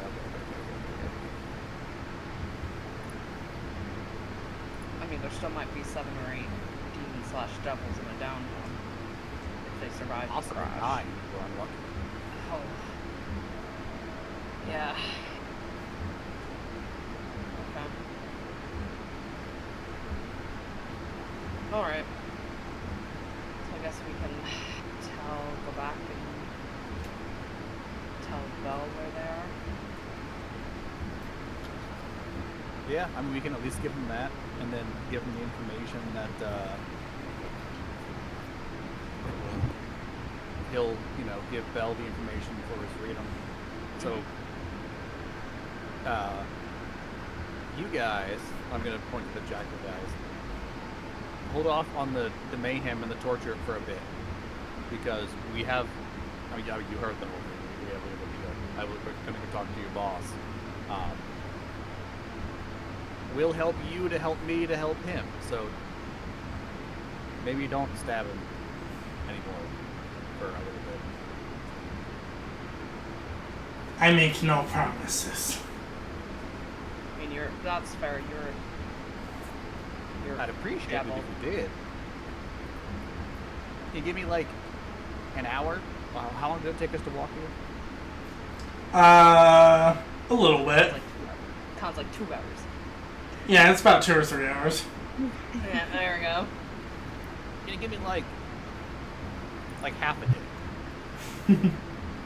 Half a day of just no stabbing. And if we're not back in half a day, something's gone wrong and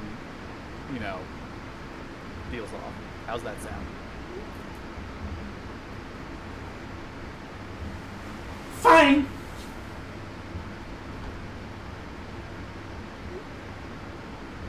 As the jackal-head creature kind of looks towards the other ones and go, "Remember, no stabbing." As the 2 devils kind of nod. All right, solid. Nice. I'm gonna talk to the microphone. All right, friend, I bought you half a day of stabbing. Hopefully, much more than that. After You mean we not take this information Half a day back. of not stabbing, not half a day of Half a stabbing. day of not stabbing. Half a day of not stabbing. That's an important change to what I said. That's half a day of not stabbing, which is better than a day of stabbing. So, yeah, we'll be back. Well, we may not be back, but someone that will be able to assist you will return. You're You're gonna go do great flesh bubble man things. Yeah, as you kind of say this, you see the fox-like creature kind of write something in his little flesh-bound grimoire, as you would see him materialize 2 floating hammers as the hammers go and start beating the shit out of the floating blob of flesh.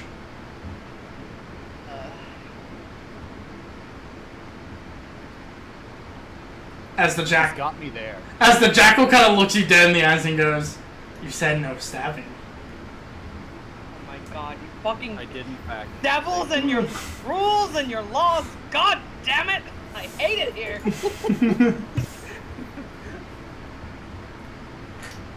So you guys head off then. Yeah. I'm gonna apologize to the flesh man and be like, well, I got no stabbing. I can give you that.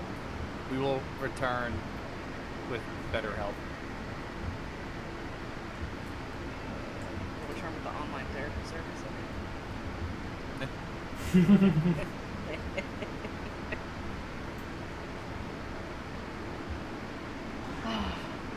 So, as you're kind of making your way back, Lulu just kind of looking back at the creature, going like, "Yeah, no, I didn't really like that." Really? Never guessed. She kind of looks at you and she goes, "What does that mean?" It's sarcasm. What's that? Oh, Yeah, that checks God. out. That seems right. Lulu's too wholesome for sarcasm, let's be honest. Yeah. She has a moment of pause where she just kind of, you see her kind of like think for a moment before kind of going into this almost 1,000-yard stare as she seems to kind of be thinking of something. I love that expression. I'm gonna wave my hand in front of her face. After a few moments, she just kind of blinks for a moment. She goes, I think I know where we need to go. Oh? Yeah. How? Have you been there before? I think I have. I don't know how, but I remember a destroyed fortress. I don't remember how I remember. I think I was there. If I recall correctly, I was there with with a Hellrider, I think.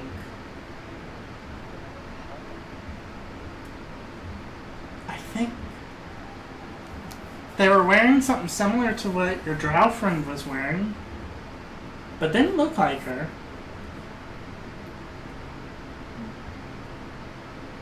So did we establish that you've been to Avernus before? I think so. She nods. Yeah, Okay. that's why I came along. I have an approximate knowledge of Avernus. I thought you were gonna say many things. Yeah, so did I. I really thought we were getting that reference. I was gonna be more low-key about it, but I'm glad you got where I was going with that. I have approximate knowledge of many things. Oh my god, you almost got my name almost approximately right. Oh.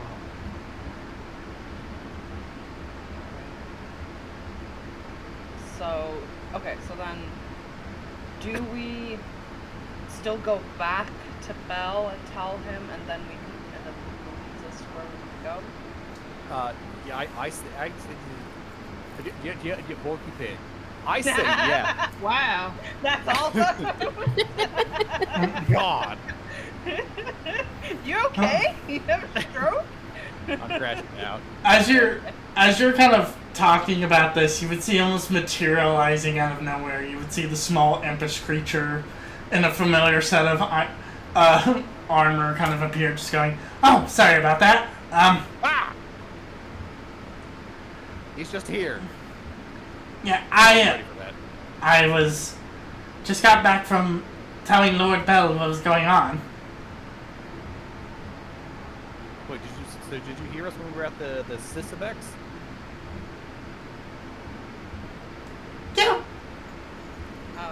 He nods. Okay, so Bell knows that he wants freedom for knowledge of where the chains are. Yeah. Okay, well that's way easier. Okay, well that saves the trip, having to go back to the forge for now. Mm-hmm. Go get the shotter spikes. Yeah. But we still have Miss Blackhaired Lady with us. Should we go back to the forge anyways with her? Did you talk to Bell about the lady? Barkus? I Eric? did, and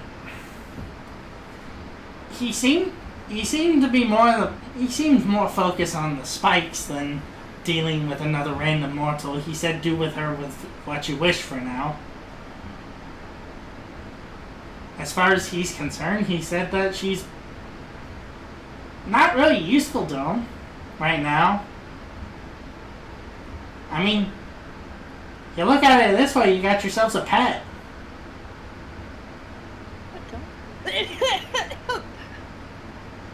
Yep. We have Slobber Chops, who is our pet. This is a human. And? They're not pets. I mean, it hasn't stopped your kind before. I mean, how would you feel if someone called you a pet, Barky? Do you not think that already happens? Are you Bell's pet? You his little good dog? Does you fetch phones for him? I'll have you know, I am one of his most favorite imps, and I will not be talked Walk to. over and pat him on the head. Yes, of course you are, Barky. Oh my god, he's a teacher's pet. That's worse! Oh god, he is a teacher's pet.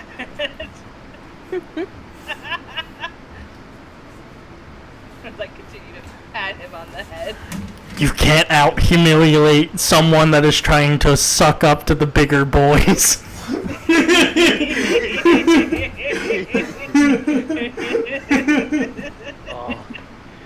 He's the little brother of all the teenagers that are going out skateboarding. He just wants to be included. He just tags along. He's the one that's like, no, you gotta take your brother to the mall with you too.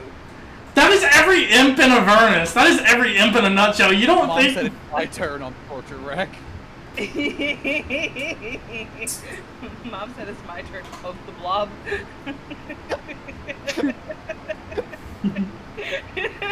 Foul. Anyway. We're never gonna finish this campaign. We're No. gonna be stuck in Avernus forever. Man, the Sword of Zariel is taking a lot harder to find. Just make it harder to find because fuck you at this point. Yeah, that's fair. Anyway. So. Um, Yeah, it seems like the woman seems to be eager to just kind of follow where you guys go. If you mention the wreck to the imp will also tell you he knows where it's at too. Alright, well, that's where we're going to get ready to go. Can you give us any exact directions? Like, is it on this side of the river? Do we get to go back across? Should we go get our car? It might be best. He thinks about it for a moment. He goes, if it's the downed fortress I'm thinking of, you more than likely, if you have a war machine, now would be the time to get back into it. Okay, so slight problem. It's on the other side of the sticks.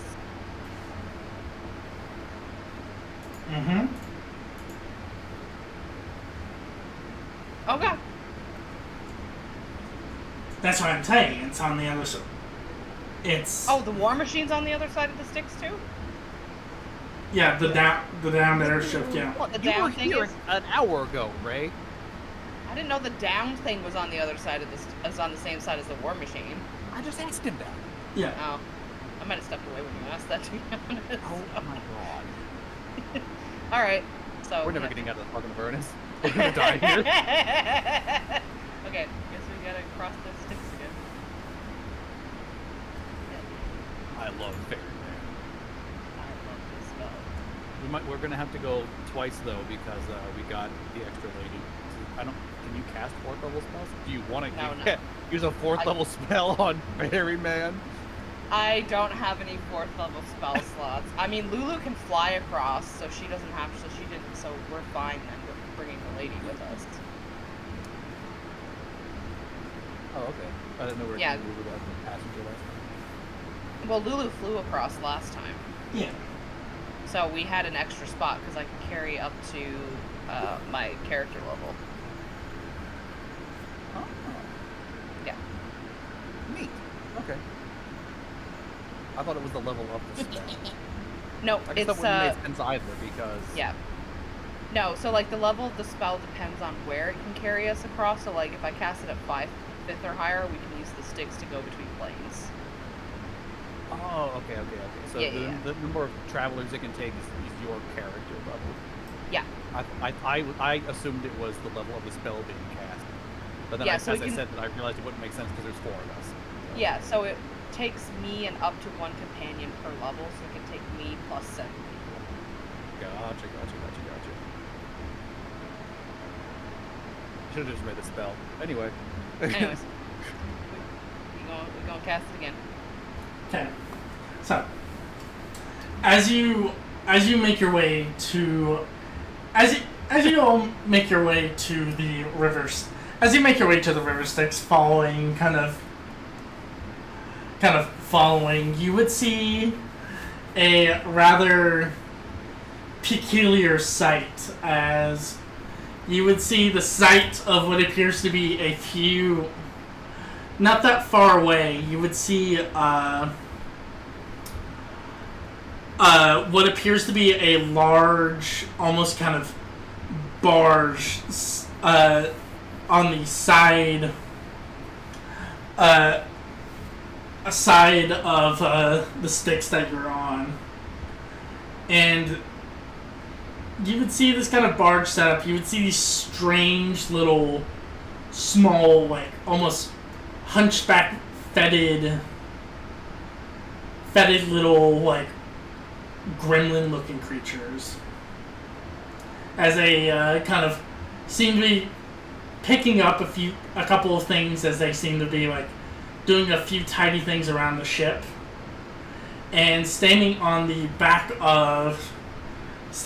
towards the top of the ship, you would see this kind of large, hunched over crone figure that seems to kind of be dressed in almost kind of like a very botched together, thrown together merchant suit, but covered in like what appears to be small epithets and scrapped together parchments of leather. As you would see these small little fetid creatures kind of taking on what appears to be different little items that they're scouring from what appears to be a small crashed ship near the edge of the water. As you all kind of make your way close to the Styx, you see this hunched figure kind of look over and notice you all, kind of with a smile on her face. You would see this haggard woman kind of give a wave at you all and goes, "Hi there! You look like you have a bit of coin on you. Given that you've been probably excursioning around, how about a bit of a trade?" I'm listening. I love buying things. She gestures for you all to come closer. How long's your boat last, Ray? I mean, I haven't cast it yet because I saw this boat. I didn't know if there was going to be combat, so I'm waiting to cast it. It lasts. I can concentrate up to an hour on it. Gotcha. Well, we can go look at the ship. See what they got. I mean, why not? Yeah. You would see this barge is kind of converted into like, from what you could best describe, it looks like similar to the low light inn that you guys went to, where you've dealt with the Bantapers, this looks like a kind of hodgepodge version of that, but an actual functioning ship. As you could tell that what appears to be a mixture of random bits and bobs, but the top of the ship looks like a small mercantile booth, where the captain's wheel is where this night hag kind of sets up shop as she gestures. Not another night hag.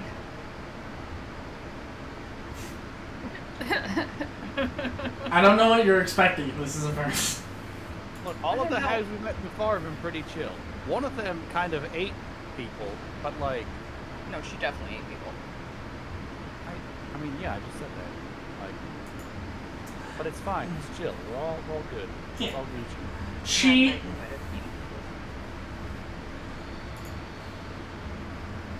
Tomato. So she kind of goes, well, you see, normally most beings down here deal in soul coins, which, fair enough, but I find mortals have more of their material coin on them.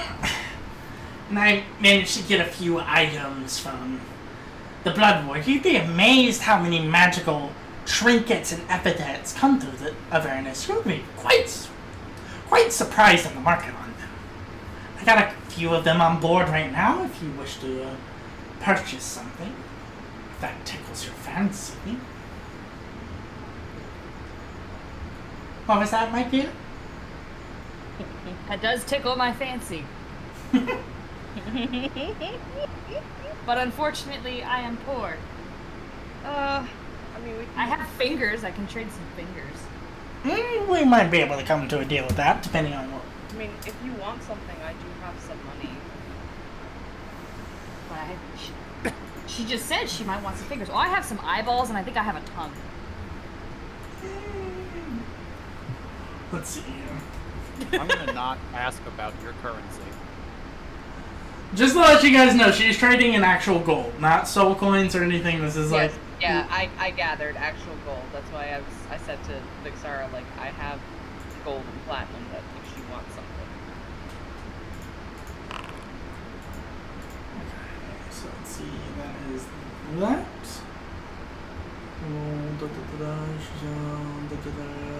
Okay, so I need this magic item table. Sorry, I'm like pulling up what item she has.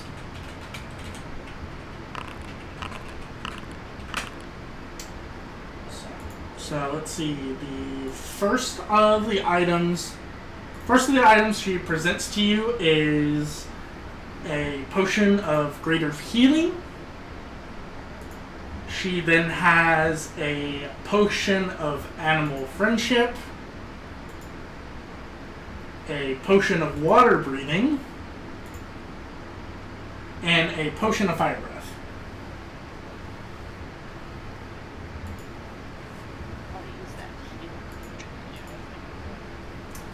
She will charge that for 500 gold pieces.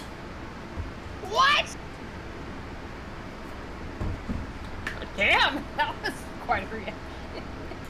500? Mm-hmm. And that's expensive. Jesus Christ! Oh, I don't have that much. Jesus. I seem to recall you guys having a lot from the fucking loot. Are you trying to extort us then, Con?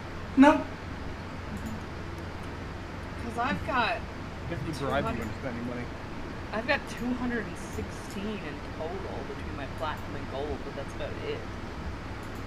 Well, does anyone want to pitch in? Will she Do we accept want- fingies? Yeah, what are the fingies and tongues? What are the fingies and tongues what are worth what and are the my, eyeballs? what's my sack of eyeballs worth? Yeah, what are a stack of eyeballs worth? Fingies. Bless you. I'm pretty sure it's a horse tongue too, so it's pretty. Yeah, it is a horse I tongue. ripped a horse tongue. You did. If you present her the item, she like the horse tongue. She kind of like takes, and she like she like sniffs it and just kind of goes, not much property on this one, my dear. And as for the eyeballs, she kind of goes, may I? Oh, like she wants to look at them? Yeah. Yeah, she can look at them. Yeah, she takes one of the eyeballs and eats it. Alright. She kind of like, after a moment, she's like,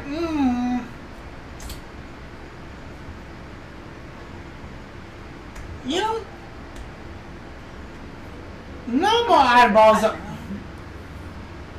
eyeballs are interesting, my dear, but Normal compared to what? well, there are many. Every eyeball has a different taste and texture to it if you know what to look for, my dear. The eyeballs of someone that has lived a full life and full of happiness taste ever more sweeter than those of a child, my dear. Neat. I don't think my palate's that discerning. So she's gonna just kind of look really confused and just kind of like take her thing of eyeballs back. I didn't think they were that bad, and just kind of tuck them back into wherever she had them. You will. She's kind of sad. He's gonna pat you on the shoulder. With enough time, my dear, I'm sure your palates will expand quite incredulously.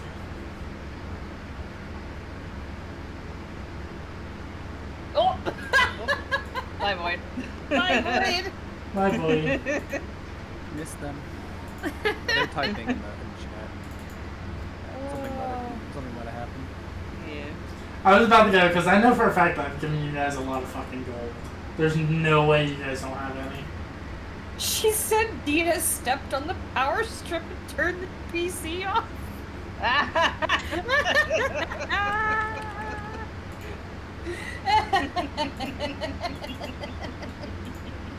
Amazing.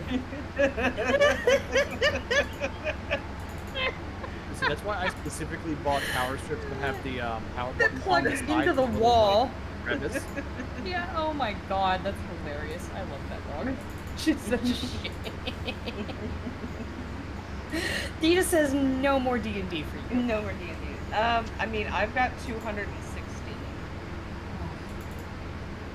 I Really want the have- greater healing potion? What do we have total? That's what I'm trying to figure out. I've got 216 total on me. I don't know how to figure it. I have 21 platinum, 1 gold, and 1 silver. You've Sorry, got, one electrum. I have 1 electrum.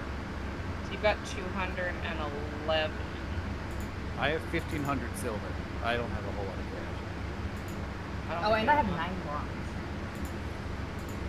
Yeah, they'll let up.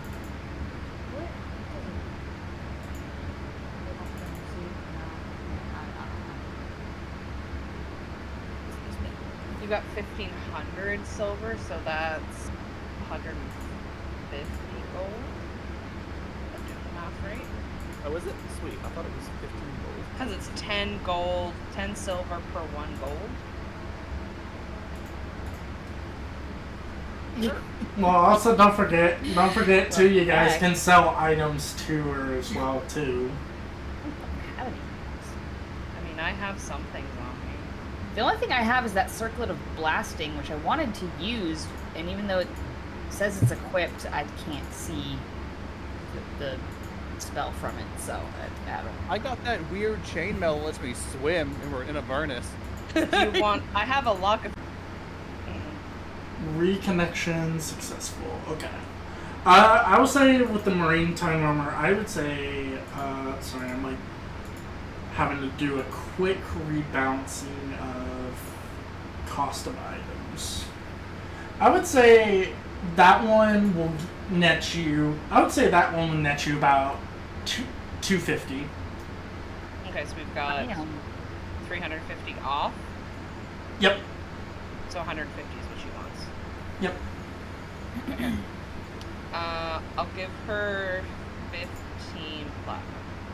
Alright. Yep.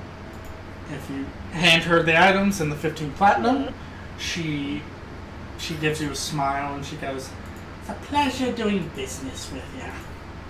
As these little rutted creatures come take the items, she goes, "No, my sons, that was rude. No need to take it from our guests like that."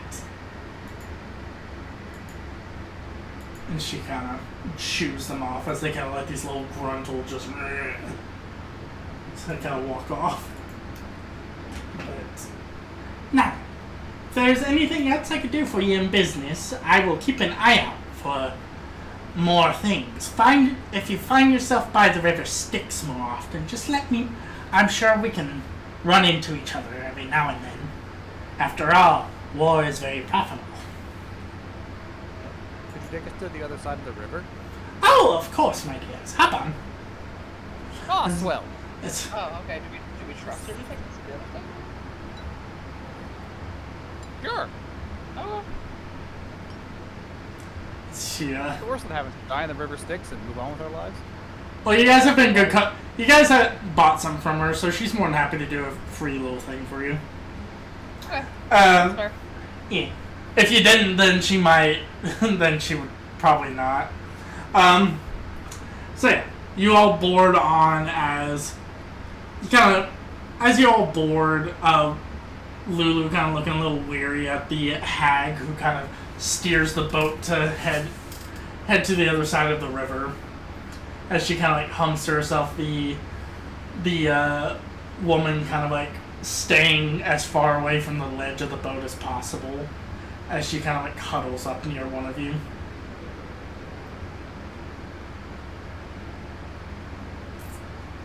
Let's see, who do I want her huddled up against?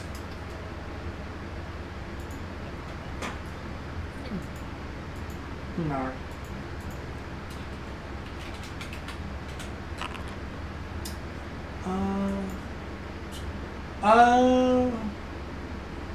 It would be Inya. Oh. Yeah. Don't sound too enthused about it. Alright, I pass off the random lady we picked up. Yeah. As you make your way across eventually once she successfully docks the other side, you guys kind of hop off the boat. The woman kind of taking a little bit of coaxing, but she eventually gets off the boat safely as the night hag kind of waves you guys off and goes, "Thank you for being such good customers. Don't let the blood war consume you." What's your name, by the way? You can call me Grandma Faldor. Grandma. Grandma. Thank you, Gran. Thank you, Grandma. Bye bye. I'm gonna call her Nana. Granny. Babushka. Babushka. Thank you, calling her Babushka.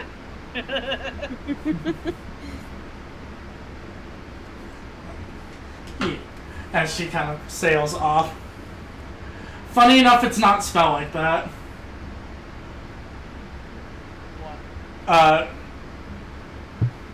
Panda calling her Grandma. That's not. No, it's spelled Gramma. Grandma. Listen, hags are not the most literate people, I don't think. Anyway, But they are some of the nicest. they can Only be. in Avernus compared to Only the in others. Avernus. I mean, yeah. Look, I've met like 4 hags so far, and they've all been wonderful people. Well, So,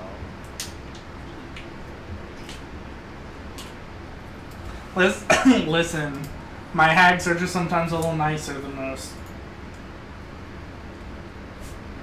So, as you crossed on over, you would kind of looking over, you would see the site of the those large precipices that held the giant sword, the flying fortress in place, no longer engaged to it as that fortress seems to have moved on. bye. You don't have to face the 7 or 8 or 9 doubles if you 7 or So mean that you guys think I would throw that many devils at you. I've not seen any devils here in Avernus. Oh my god. Anyways, let's continue on to find the downed one. That sounds like a challenge. Anyway. Here we go. So, I'm gonna do a couple rolls real quick, see how long it takes you guys. We're gonna roll and see how many devils and or demons come after us now.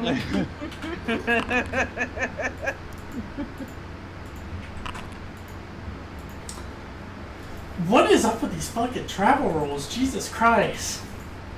The game really wants us... Like, I'm convinced the game just really wants us to be done with traveling or something, because every time I roll, it's like, because it wants me to roll until you guys, like, find a location, and then it's like, oh, if it matches, it's whatever. And I roll the first one, it's like, mismatch. Okay, so that's an encounter. Second one, matches. Get them fucking there. It's like, okay, Jesus. It's like Jiminy Crickets. I'm just convinced. I'm just convinced Avernus just doesn't want to hear me talk about it anymore. So Avernus wants us out. All we've done is fucking be Yep. a nuisance. Yep. So, as you apparently. So, as you all, now I gotta figure out what encounter I want to give you.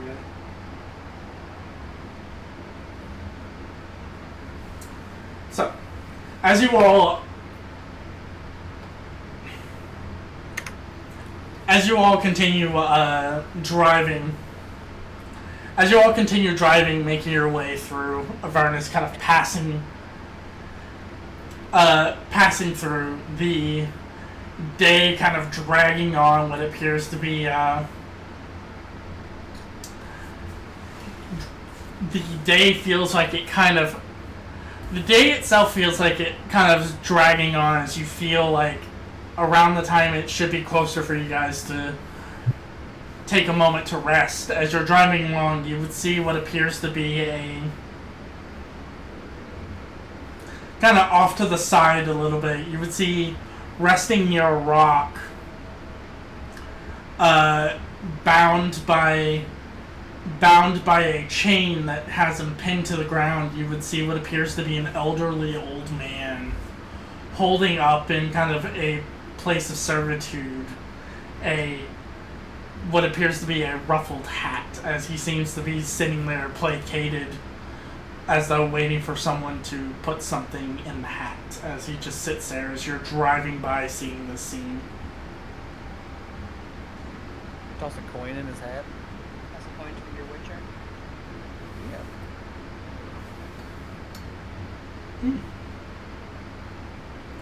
Yeah. What kind of coin do you toss this way? I only have silver on me, so I can either toss him a gold or 10 silver. And be like, here you go, friend. Do you stop or do you just keep going? I chuck it out from a moving vehicle. No, I was gonna slow down and toss it in his little hat. Oh, okay. As you kind of stop and he kind of looks up, sees you put the gold coin in his hand, as he just kind of goes, "You mean it? Thank you. This helps out a lot more than you know." No problem, sir. Might I get your name, sir? My name is Simon. And yours? My name is Dante. What's the nearest inferno? I was just thinking that. You see, I was forced to pay off my wife's drinking debts to the evil devils that she sold her soul to, and I find myself begging for gold whenever I can. If you would be so kind, how about would you be willing to help me out of this debt? my master's in nearby, and maybe we can work something out. How much debt do you have? He just goes, they weren't specific, but they told me if I can get someone to beat them in the game at least once, then maybe they can forgive my debt. A game?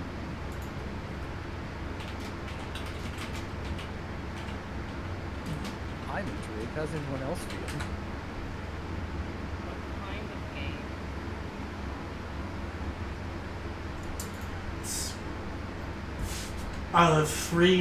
Three dragon ante. I don't know what that is. Me neither. A little suspicious.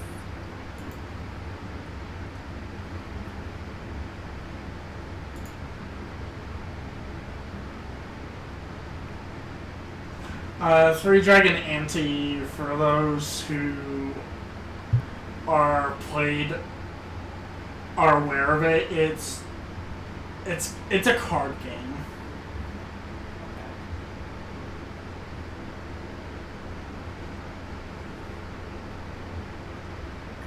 Card games on motorcycles. We should just bet the fate of Avernus on a children's card game. We should on a shadow children's card game. Do you think Zariel would accept my challenger to a Yu-Gi-Oh match? Yu-Gi-Oh duel. Yes. Draw your last pathetic card, Zariel.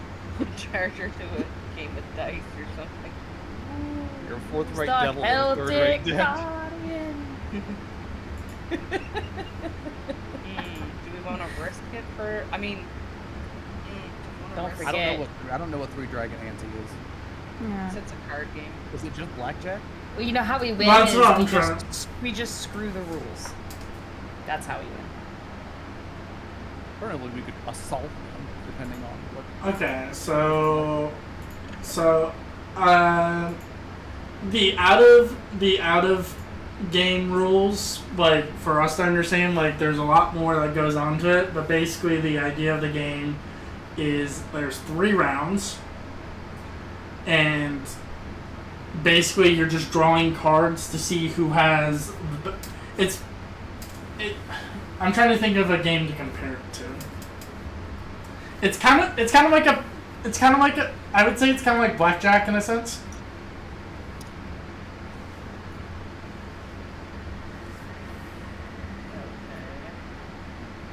I don't even want to play blackjack, to be honest. Yeah. It's card game. Card game. I could always. There's a small part of me that wants to send the rules to my sister and be like, "What gambling game is this closely related to?" It sounds like a fancy version of war. War is a good way to describe it too, because basically the idea is, you get 3. You draw a card for. So there's 3 rounds. You draw several cards, and each card has a value to it, and whoever has the most value wins that round. That's pretty Yeah, much so it. it's just a different version of war, basically. Yeah. But again, we're not gonna roll for intricacies. I'm gonna tell you that right now. It's gonna boil down to one roll. So we're not sitting here for 20 minutes playing a fucking card game. I mean, do we even want to? And that's the question I leave to you guys. Do you want to help this man with his debts, or do you wish to carry on? Well, we can at least go talk to his dudes, or the master lady people. Doesn't have to be a lady on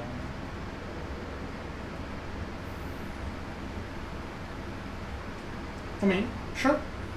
Do you wish to go see who it is then? Yeah, we can go see his master. Alright, so In a cave nearby, as the man kind of lifts his chains a little bit, you notice that the chains lead back to the a small cave that leads into the walls a little bit. Sitting there, kind of near a table where it seems to be set up already for card games, you would see two of the you would see two very physically attractive people, one man, one woman, sitting there kind of idly, boredly sitting there waiting for people to enter. And as Dante leads you guys in, you would see the figures kind of take notice of you as the two figures kind of go. I see Dante has gotten someone interested in playing our little game. Did the old fool tell you the stakes that are at play here? And the male kind of chimes in and goes, "We only play for soul coins. But if you manage to win, we'll ante up what we have, and he is free to go. But if we win, we take your soul coin." Seems like a fair exchange. The woman chimes in, kind of goes, "Or if you wish not to lose your soul coin, you can chance a kiss."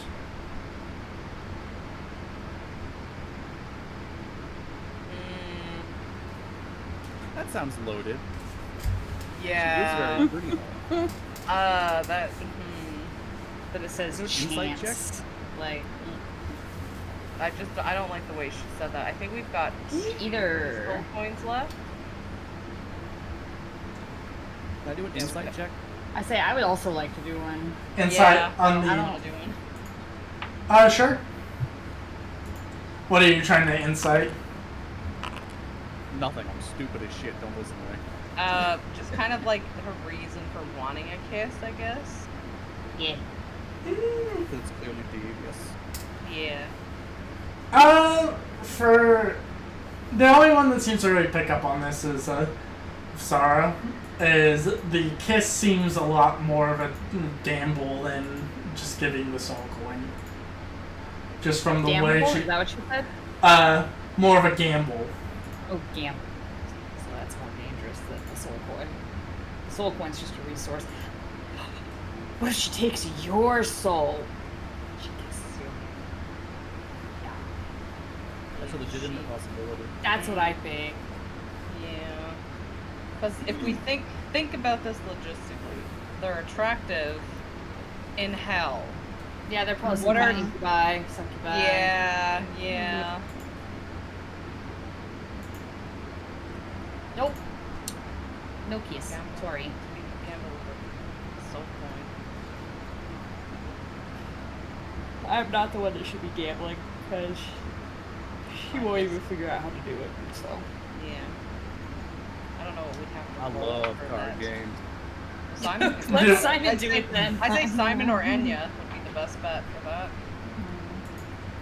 Okay. So, You can go, Simon. I'm not gonna play any card games in hell. Just betting the soul I'm coin is pretty not my sure soul. that in itself is a reference. okay. Your mother plays card games in hell. That's. Do you want to? So do you? All right. So, Hang on, I'll be back. no, you're fine. So, if you want to play the card game, you are not proficient in 3 ante. So this for, I assume Simon's the only one playing. Not proficient in what? 3 dragon ante, How would you be proficient in that card? because you can be proficient in board games in this game. Yeah.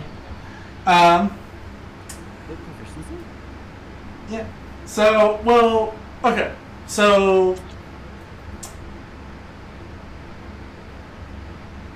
I'm gonna have you do 2 rolls for me, Simon. The first one is a wisdom saving throw. Oh. Oh. Oh no. Oh no.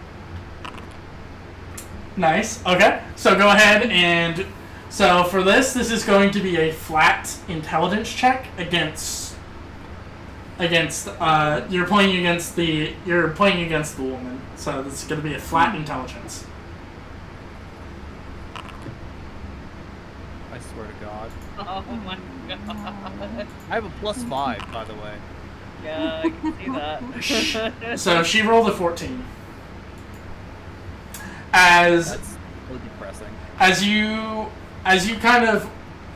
you try to outwin her in the games, the couple of rounds. This is a game you're not as familiar with, despite being told the rules before you started, and she seemingly just without putting in too much effort wins the game. She just kind of gestures for you to give her a soul coin.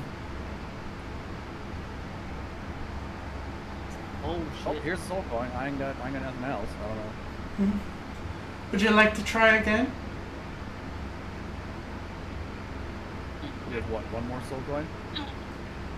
Yeah, we've got one more. These aren't even our Give it a bets. shot. What are we What do you wanna do? doing? I mean, She hands the coin to the man, and you see him put the coin in a sack, and you hear the sack cling. I'm tempted to bet a kiss, to be honest, because when we get all those soul coins.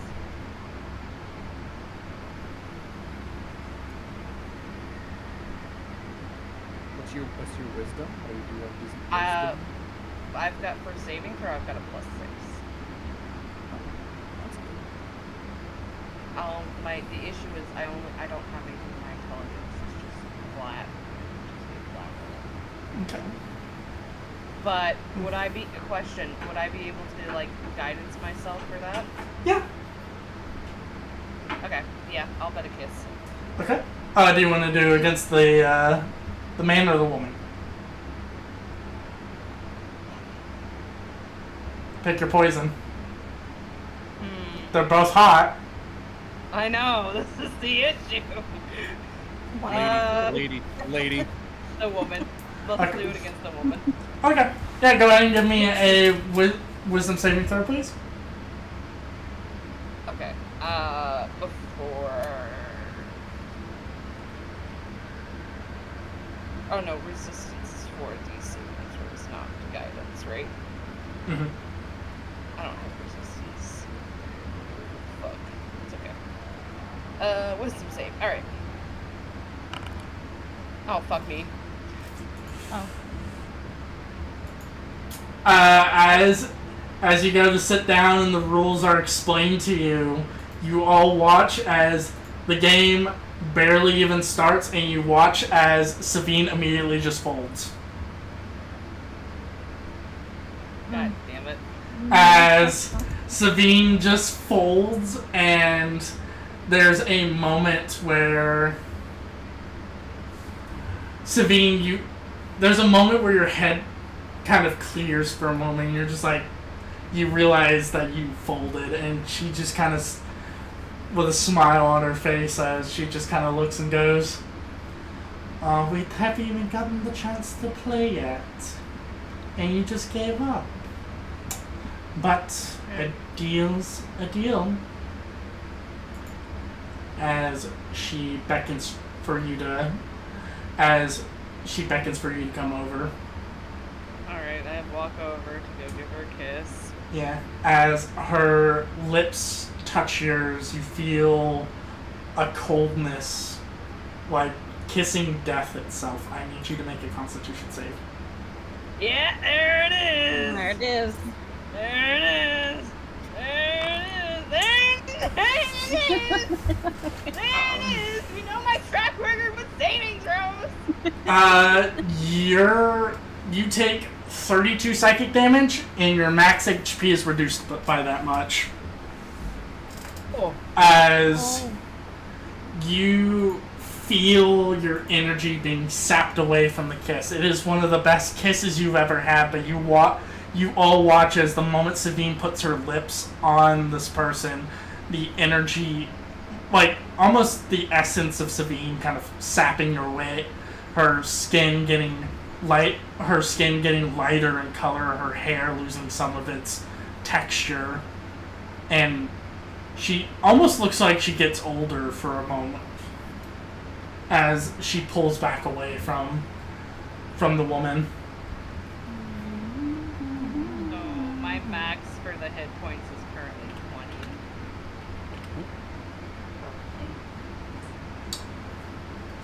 20. Anyone wish to gamble again? Nope. No.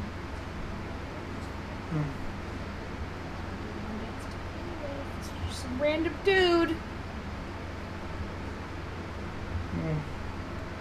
How much is his debt? Just need to win a game. Win a game, and you also get what's in the pot, which sounds like quite a few coins.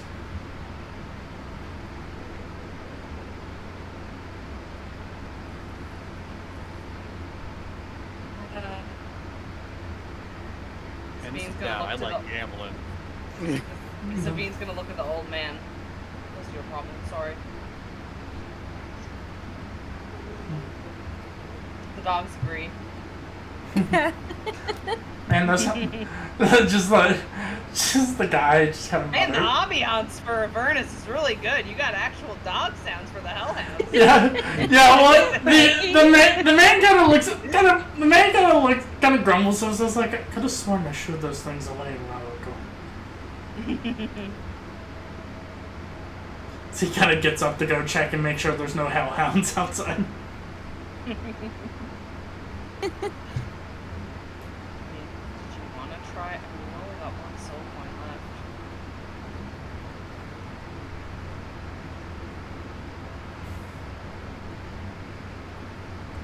It's the point of gambling. They got a lot of money, potentially. Remember, kids, gambling is good for you.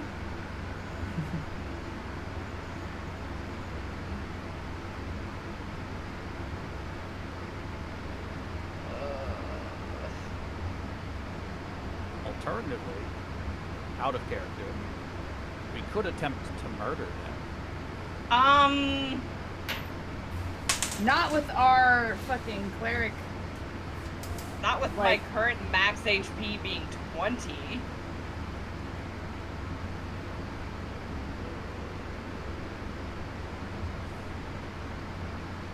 Well, I'm out of ideas, and we basically are out of sword points. We should keep one in case of emergencies, unfortunately, Mr. Sir.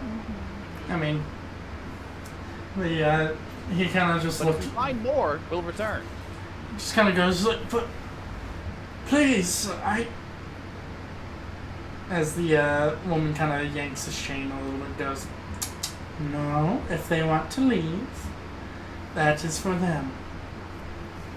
Besides, our quarry is with you, not with them. If we find more soul coins, which we surely will, we will do our best to stop back and gamble again. Because gambling do be fun. No, What? Simon. Bad Simon. She kind of gestures and goes, I mean, there's plenty here. She gestures to the bag. You just have to take the chance sometimes. I think we've got about 12 in here now.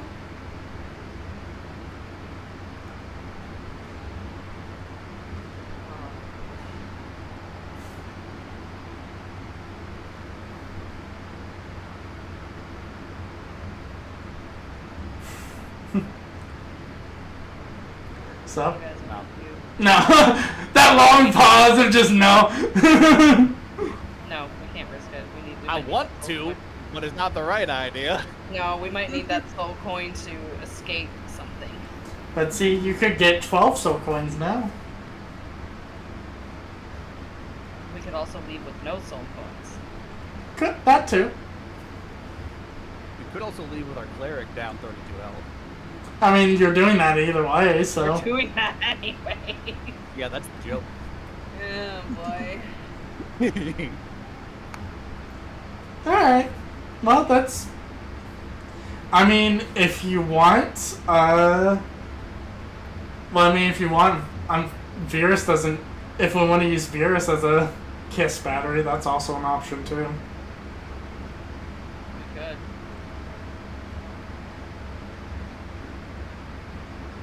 Oh yeah, we do have people in the War Machine. Yeah. You also have the. You also have the. You have Lulu. You have. We could use the Yeah. black-haired woman. Yeah, you have the black-haired woman. That seems not fair. Use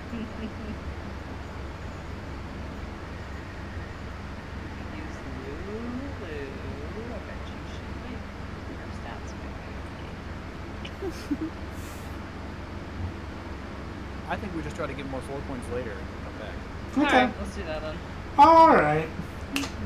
Damn. All right. So. Look, you have no idea how much I want to. I'm not gonna lie to you.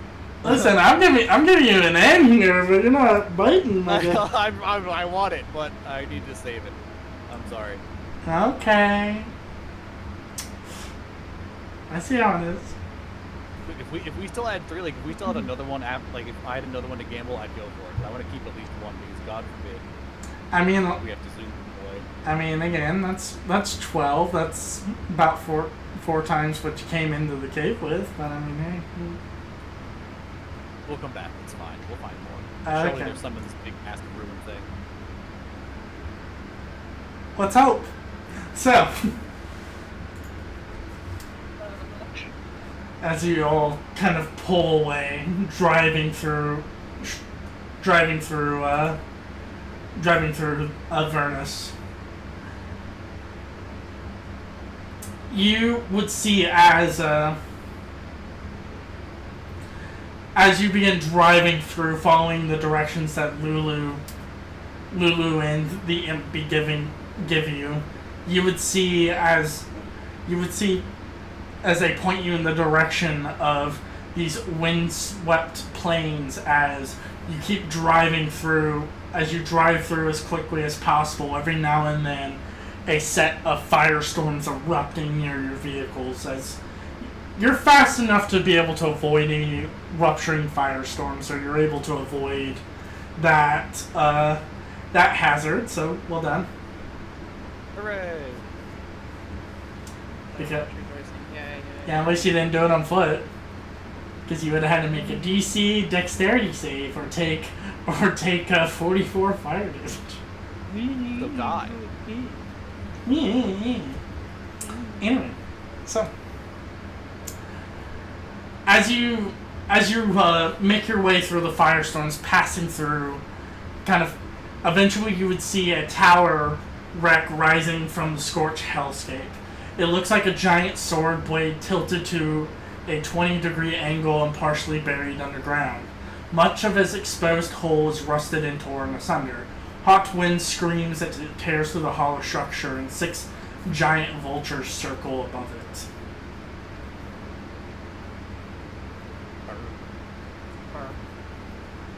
Burp.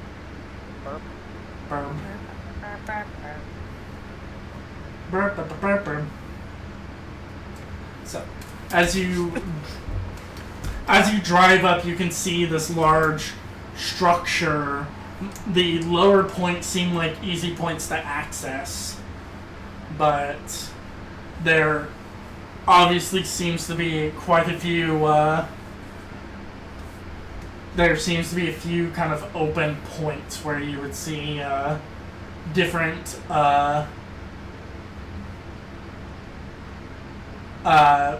ascension without having to climb all the way up to where you believe you need to be going.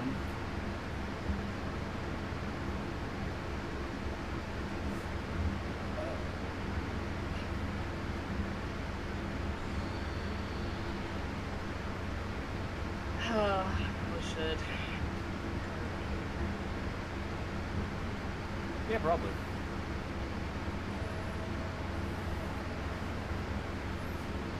So,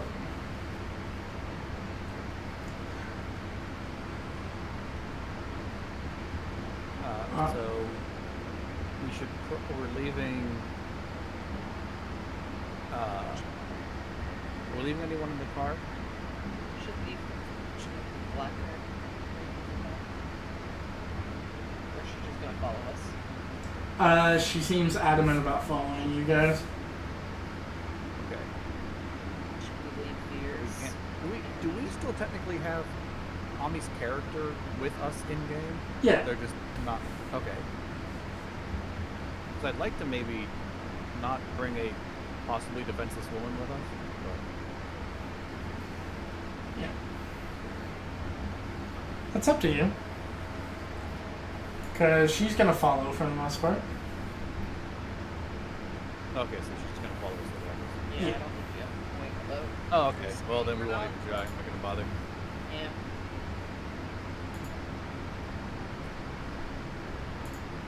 It'll be fine.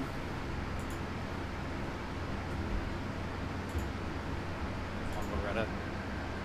So, do you wish to climb through the outside of this thing or go through the interior? It's probably better to go through the interior, I would imagine. Yeah. Alright. So, as my foundry freezes up on me, because it's a good time to do it, and others. As you kind of make your way into this fortress, the large kind of shaft that leads up into this blade, like a large blade hilt, tilted up. You would kind of make your way past through what appears to be these different kind of tight access ways that almost seem like they could fit like almost a legion of individuals in them in themselves. As you make your way through these things, you would see pipes that kind of intertwine through a lot of the mechanisms. As you keep climbing your way up, you would hear what sounds like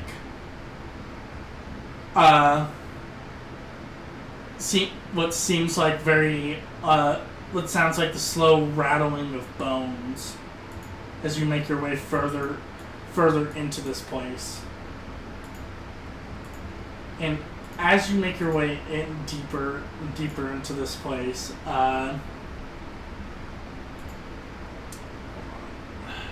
Foundry's doing the thing again where I tried to switch scenes and he's like, no, I'm gonna be a bitch. He's like, no, fuck you.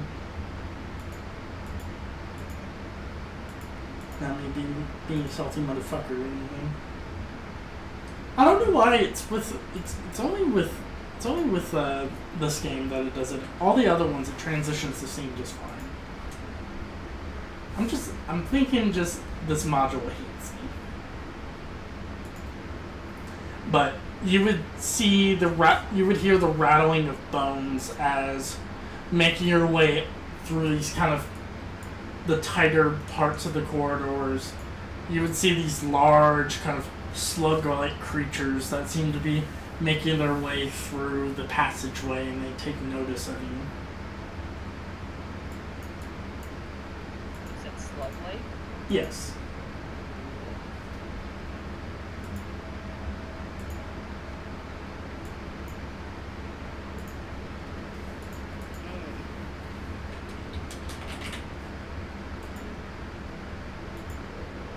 They saw us? They see you, and they are making their way towards you. Making the way downtown. Downtown. Oh boy. One brain cell. Yep. Mm-hmm. If it'll load for me.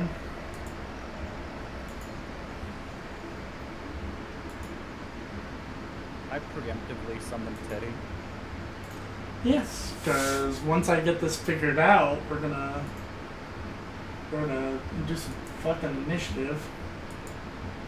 Oh god, I might die. You might. Just don't stand in front. Nope. I'm gonna stay in the back.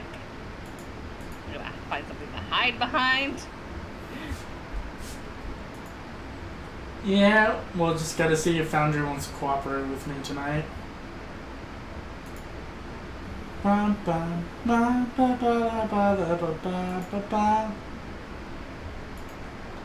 Because I love it when my things break and they don't say shit.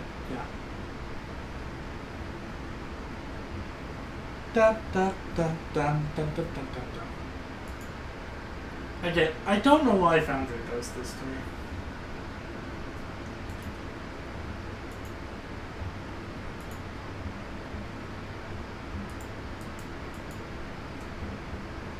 I wonder if it would do this for me because I'm running it via the. Beyond. I'm wondering if it's because I'm running it from browser versus the app itself, and it's like being like, you fool. Why are you not running it from the actual app? Cause Venus. Okay. Well, it's because I can't. Blindness. Because I don't want to share. I don't want to share my screen. That's fair. There we go.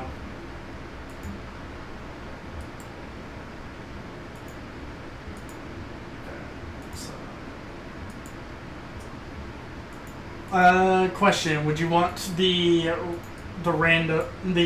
people who aren't here with you to be with you in this instance, or do you guys think you will be fine? We should at least have Tessa's character with us, Yes, definitely. assuming that we may still be in this structure whenever we may still be in this structure next week. Sounds good. All right, let me get what you guys are fighting up against anyway. Oh, those are lovely. I don't see nothing. You gotta go into this chat.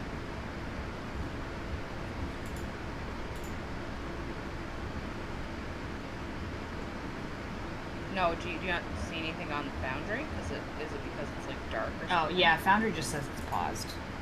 Yeah, I don't see Oh. nothing like Oh, I can see the slugs. that. Now it says loading. Yeah, because they're still on the different screen.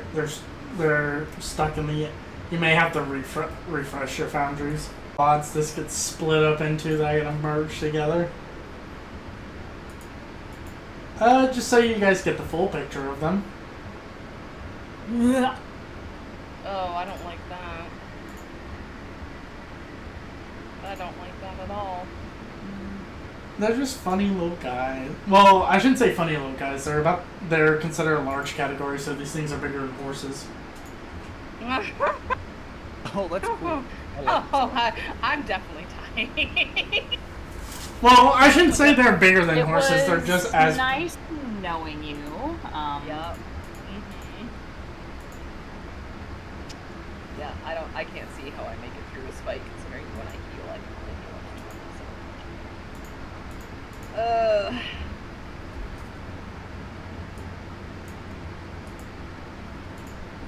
Not until you take a long rest. Yeah, I know, which I'm not probably gonna make it to the long rest. Nah, it'll be fine.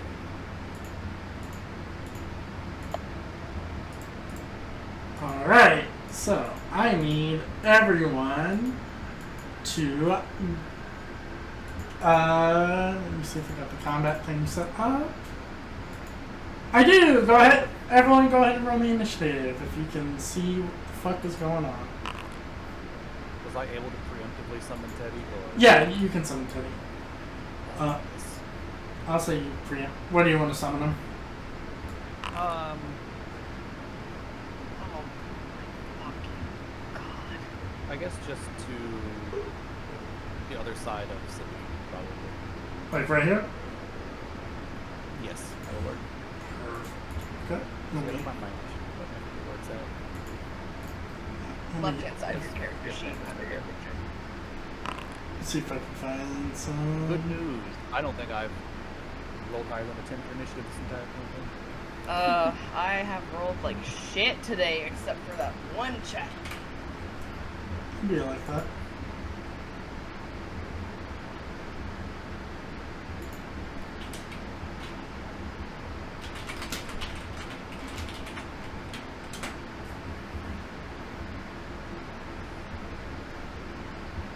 Something I wrote.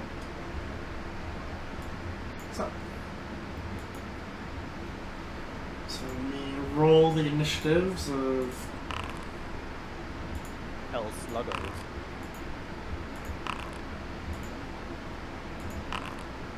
Bone whelp is what these are called. Oh boy.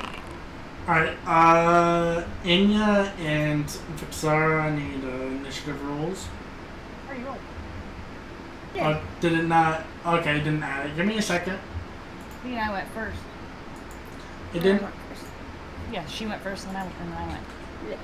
I got you. Give me just a second.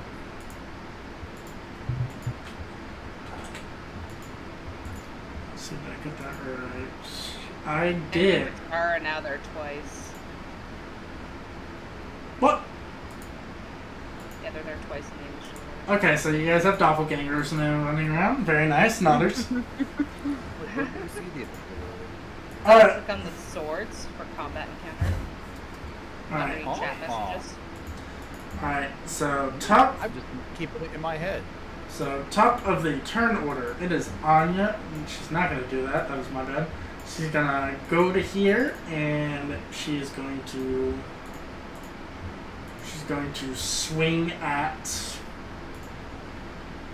the. She's gonna swing at this thing because I think she has 2 attacks.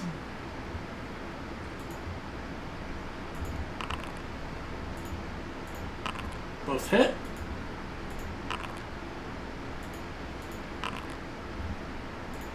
As she kind of cuts into this thing, you watch as it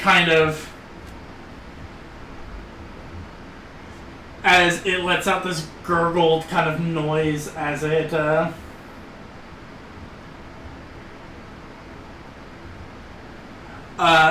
kind of takes this damage as she easily cuts into its flesh with her weapon. Alright, that will be the end of her turn. Punchy Sister, it is your go.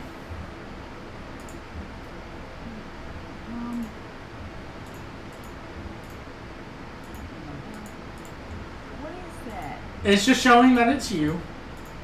Oh no, it's Anya's and this thing, but her icon on mine is like upside down, so it's confusing. Yeah, because it's facing rotation. It's fine. I can. No, it confused the fuck out of me.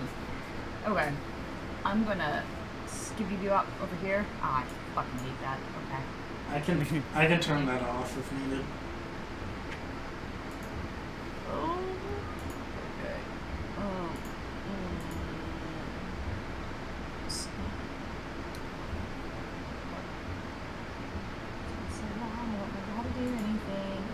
Hell. There we go. Okie dokie. I do.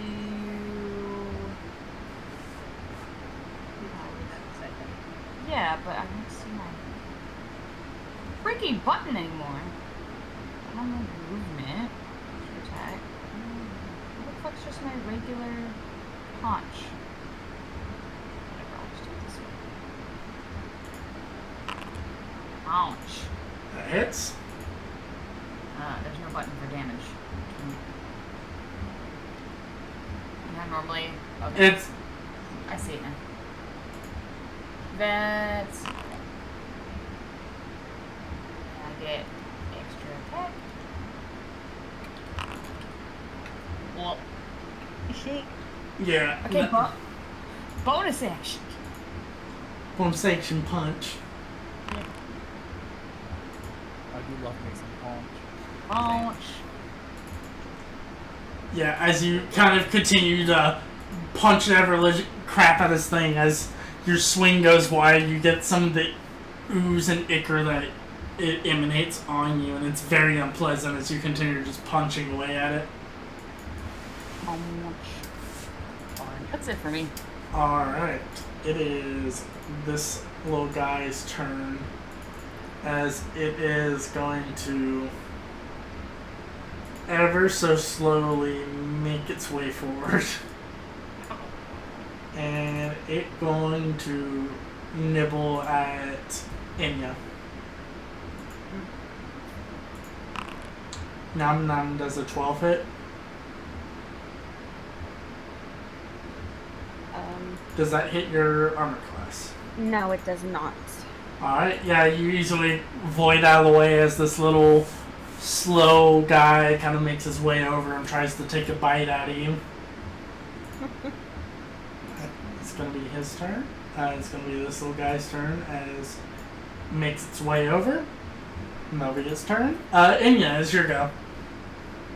Oh, this thing's Alright. slow as shit. I'm gonna go ahead and move behind it.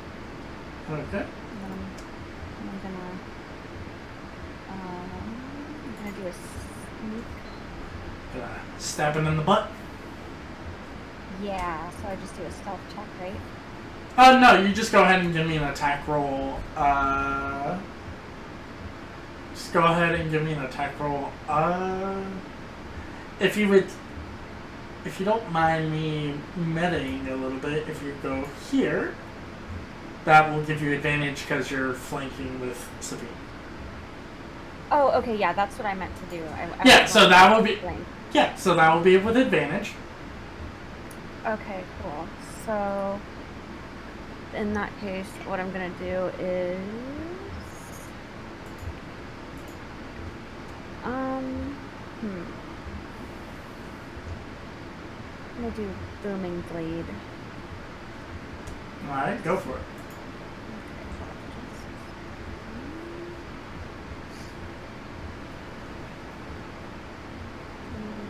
First. That hits. Okay, and then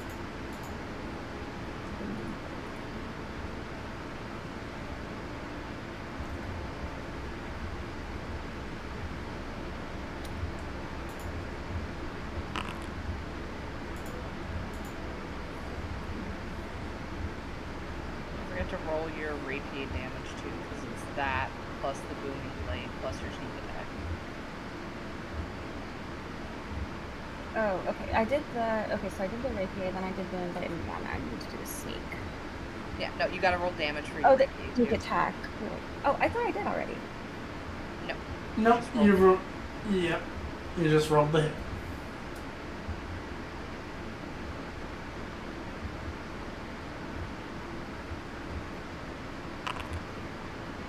That was the roll to hit, the damage button. Oh, okay. There it is. No, it's for some reason it takes a minute for it to pop up for me. It's okay. I don't know why it does that. Okay, and then the sneak. Yeah. Yeah, like the rest of us, sometimes it's a little slow. It's okay. Just like these guys. Yeah, you know, it's fine. There we go. Thank you, Kat. Jesus. God, sneak attack damage. Same. It is so fucking good. I So love good. it. As I you, love it so much. as you thrust your rapier into a weakened part of this creature as it squelches and lets out a little shriek. Anything else? Nope, that's it for me. Alright, it's gonna be the little bump. It's gonna be this whelk. It's gonna try to bite the dragon that just punched it. Yeah. Miss. These feeble creatures are not landing a single hit. It is going to. This one is going to make its way, and that'll be its turn. Simon. Oh my god, these things are so Oh, slow. bye. First thing I would like to try to do is Ray of Frost. The dude that is like forward and to the right of me. Okay. Not the weakened ones, just the one that's like in front of me. I don't know, but the top one of the Yeah. three. Is This one? yeah. Yep. Go for it. That just misses. I have a +8. I hate it here. As you fire a blast, its form kind of constantly undulating as it's moving. You just miss as you think you're about to hit a blow on it. Anything else? All right. Oh yeah, I still got Teddy. Can Teddy shoot the one up the very top that's got the sisters? Yeah. amongst the people? Yeah, go for it. All right, Teddy. I need you to do this for me. I need you to hit one attack. 19 hits. Let's go, Teddy.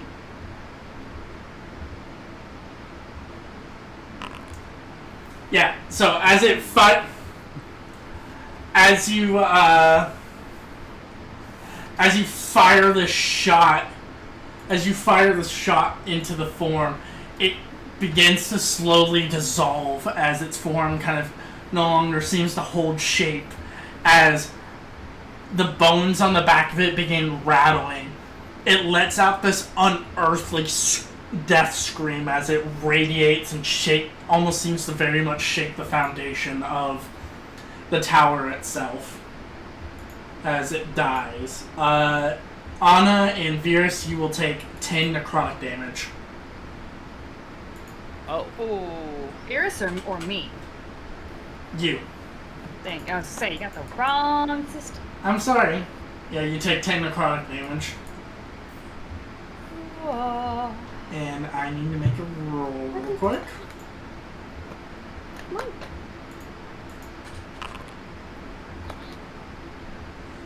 Come on, Dito, let's go. Okay. We're good. And then I'd look to back up. Yeah, go for it. How far back can I go? How far is your movement? I'm a regular ass dude. I got 30 walking speed. Then you got 30 backing up speed. Are they each 5s? Like 1, 2, Yeah. It'll measure it out. Yeah, just backwards, I guess. Yeah, that. Alright. Sabine, it's your go. Oh, no. You know what?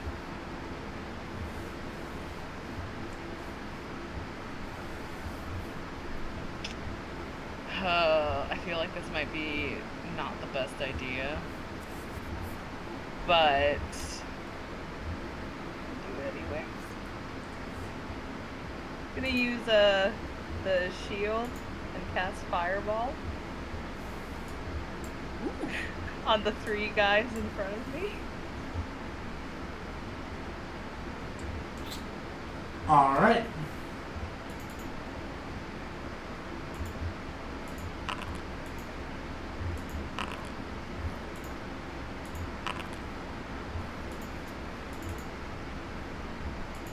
So they all fail. Alright, so that's 8d6 of fire damage. 8. 6.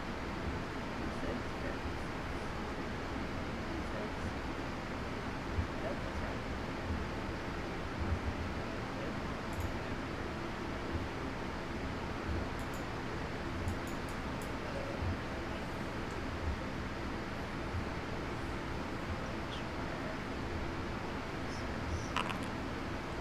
That's 32 fire damage to them. Yeah, as you all watch as Sabine holds up the shield, and just a ball of fire emanates from the front of it as it lets loose, and you all hear this resounding explosion as these 3 things let out these shrieks of pain as they just explode into fire.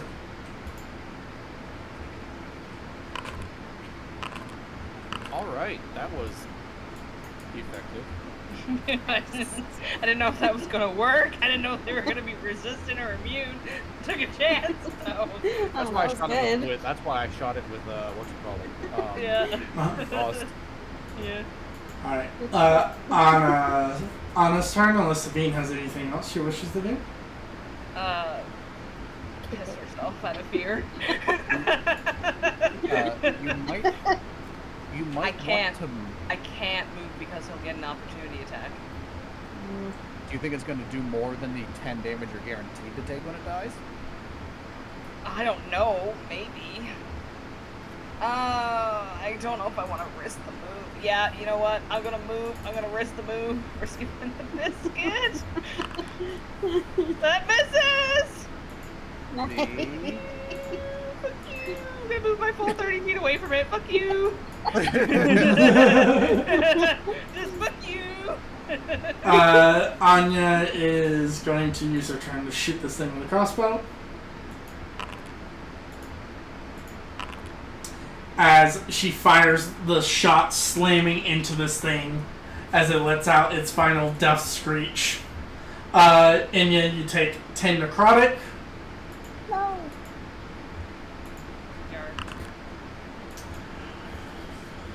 You guys lucked the fuck out in this round. We're just skilled. As the creature, as the last of these things stop, the area around you now rusted and rotten away as the forms of these creatures slowly dissolve into the grates underneath.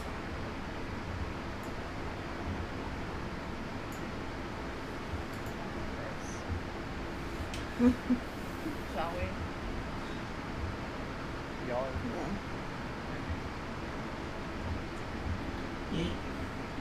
So, just a quick question. So if I take necrotic damage, I just do just take 10 hit points off, right? I Yeah. don't have like a condition. Yeah, no, you just take 10 hit Okay. points. Okay.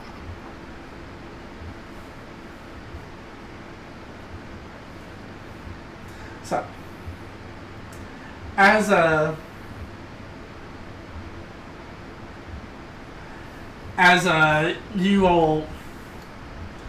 as you've killed these things, you all hear the sounds of the flapping of wings as the whatever seems to be flying overhead flies off as they let out these kind of screeching noises as they pass on by.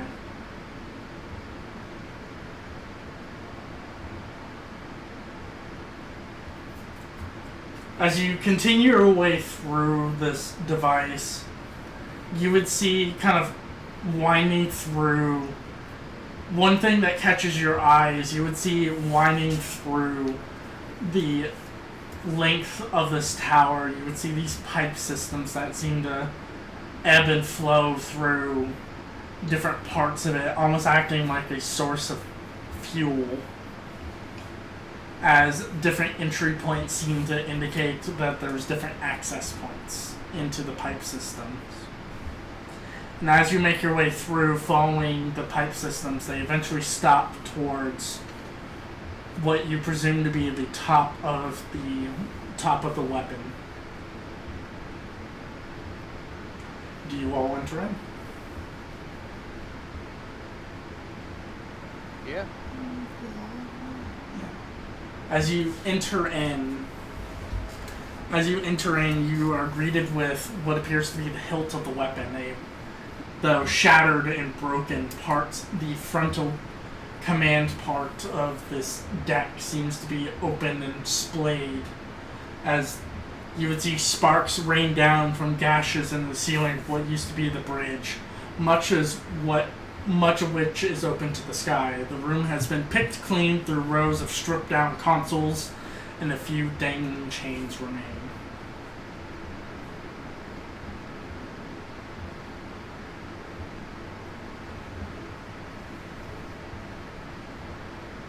Cozy.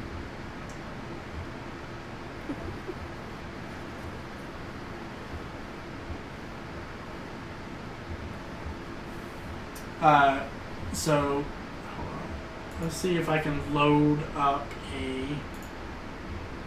Let me see if I can actually load up this scene without my computer having to fit.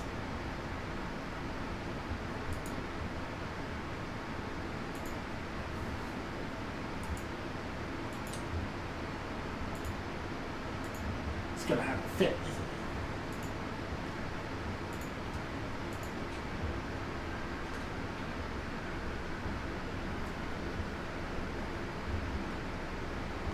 Bum, bum, bum, bum.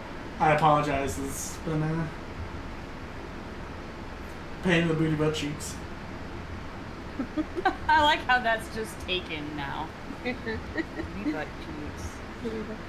Booty butt cheeks. It's a fun word. What It is is. booty butt cheeks? You can thank Drunk Void for that one. Okay. Again, I apologize if you have to refresh.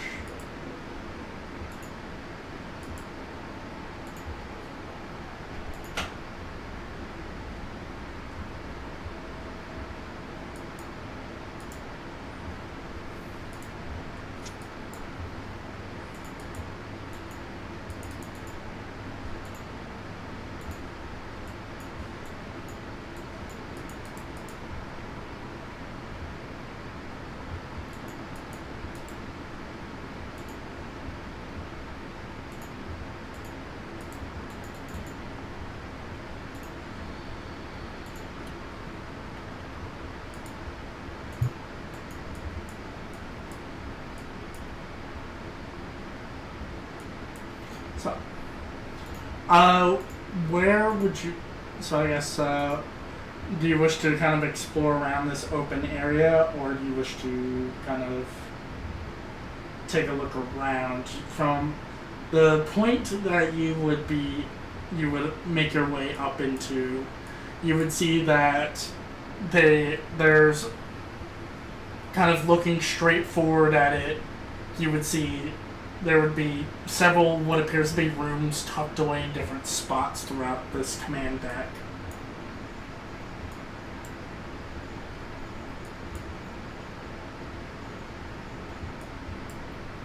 I can't see anything on Just a second. And give me a second. Ba-da-bing-ba-ba-ba-ba.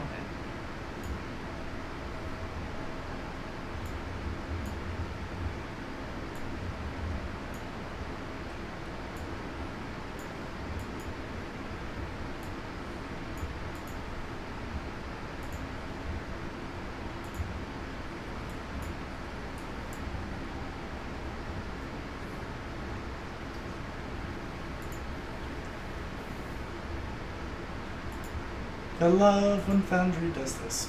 Ba-ba-ba-da-ba. Foundry, you silly baby.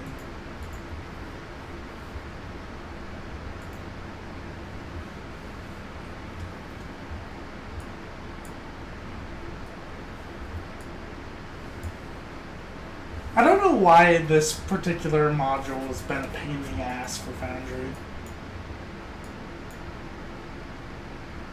But here we are. Barbecue sauce on our titties. Yeah, I can see it now.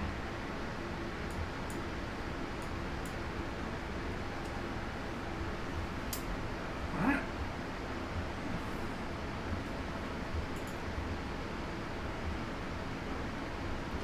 As you all kind of take sight of this strange kind of this kind of strange location that that you all find yourselves in, you would hear the sounds of what sounds like war machines outside making their way to the base of the tower.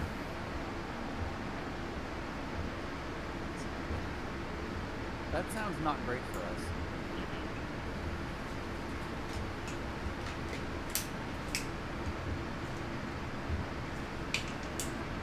Find these shutter spikes and then get the hell out of here. No pun intended. Hydrant, you bastard! Hydrant!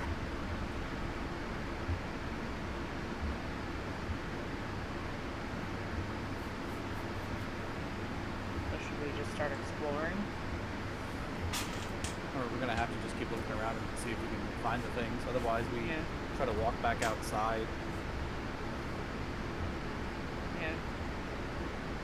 Okay. Let's head off and start exploring.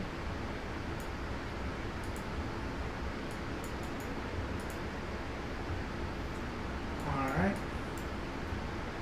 So, where would you like to go first?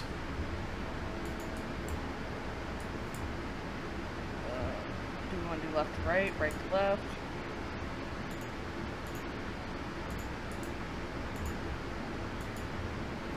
Or we can go left. Left and Yeah. onward for the moment. I guess, I don't know. Alright.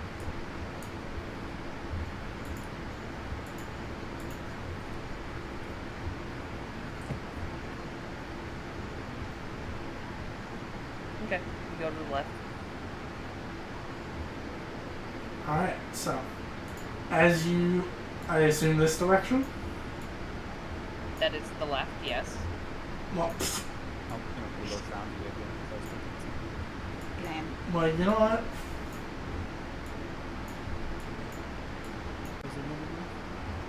Yeah, it looks like you can see yourself. That's good.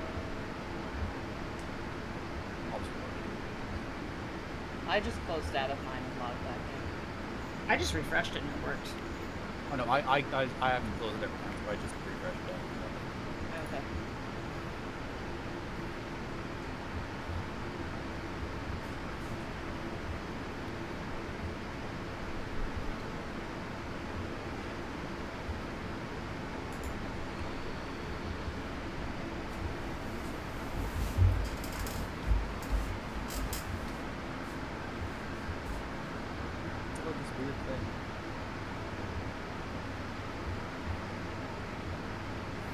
So, That's strange because I don't have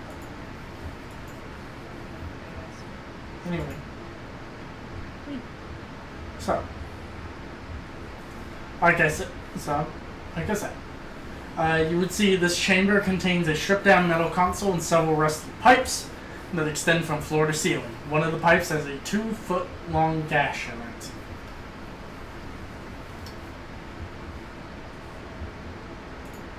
Continue on, sir. I mean, I just realized we don't know what these shotter spikes look like. What? We don't know what they look like. No, I now can't see like anything. It just changed again. Because there's no light in this place. Hold on. No, I've got an oddball visual. I'll show you.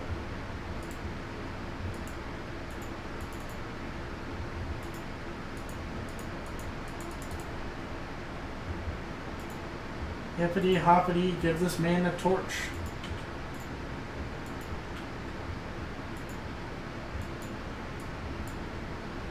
Well, let's solve part of my brother.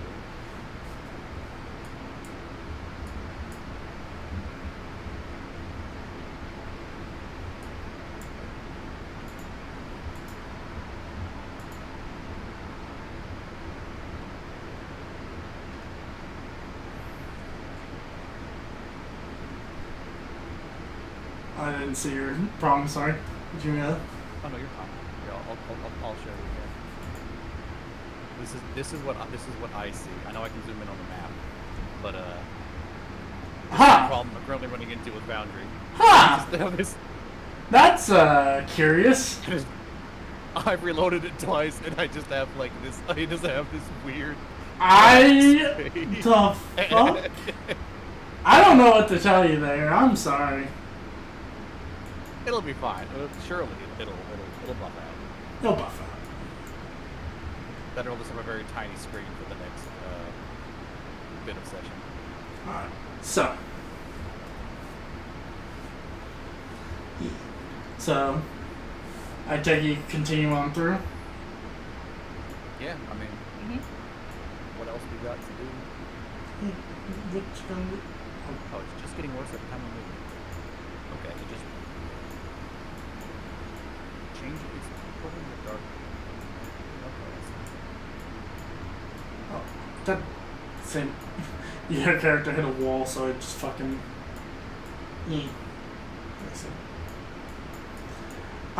So what you would find is what appears to be a hallway where 4 doors attached to it.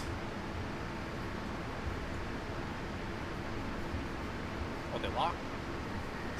They are not locked. As you go and open up each of the doors, you would find kind of sitting at kind of each of the location in this room appears to be tiny little consoles that connect to what could be best described as a infernal typewriter, and kind of to varying degrees of splattered, there is imp everywhere in this room.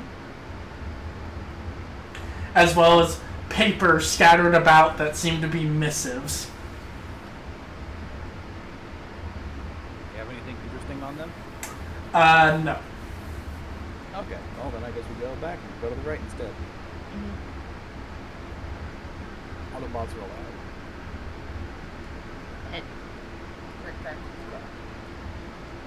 Excuse me.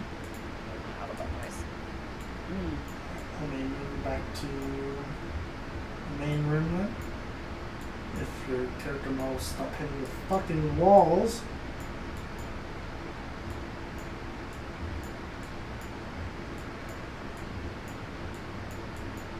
Alright, so.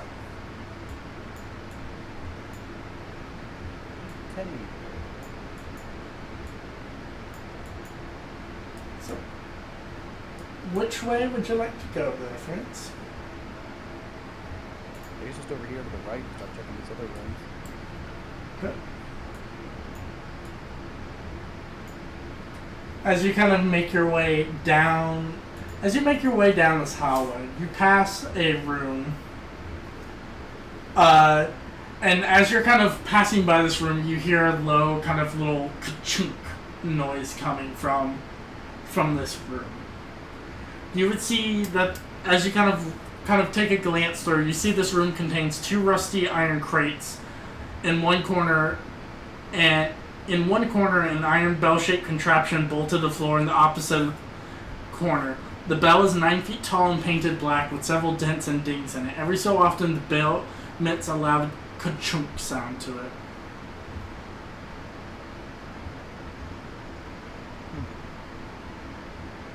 Check what's in these iron crates. Sure. You want to take a look in there? Yeah.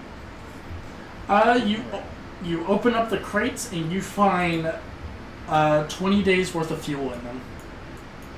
Oh, hell! Oh, hell yeah. Wow. We just found like 5 Enya's worth of fuel. 5 Inya's worth of fuel. That's fucking wild. New measurement. A new measurement. And we measure things in measurements of Enya. Well, first she got us 3 days, and then she got us 1 day. So she's gotten us 4 days worth. So that comes out to 5 Enya's. That's fair. Yeah, that's fair. Jesus. Makes sense. Jesus fucking Christ. My math is sound, and you know it. Troopers. Alright, so I take it you'll loot the flask of oil. Oh yeah, and then we continue on to the other rooms that I can't really see. So do you want to start with the south or the north?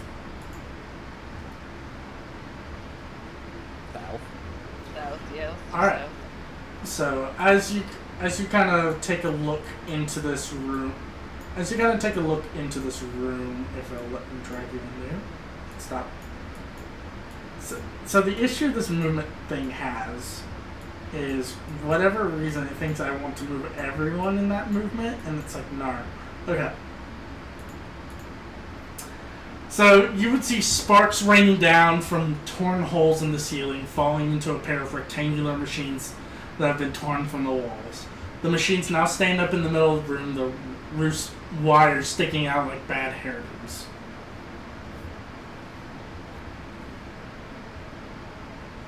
Okay, there's nothing in here. Is there a door in there? There's a door to your south. Do you want to open the door? Sure. Okay. Gently open the door. Yeah. As you open up the door, you would see jagged gashes in an outer wall allow the hellish sky of Avernus to light this room. An open hatch in the floor that continues to lead down to the lower decks. A metal console is plugged into one of the walls. Well, that goes down, so we can come back to that later. So let's check the north rooms, I guess. And the east room, and whatever else is here.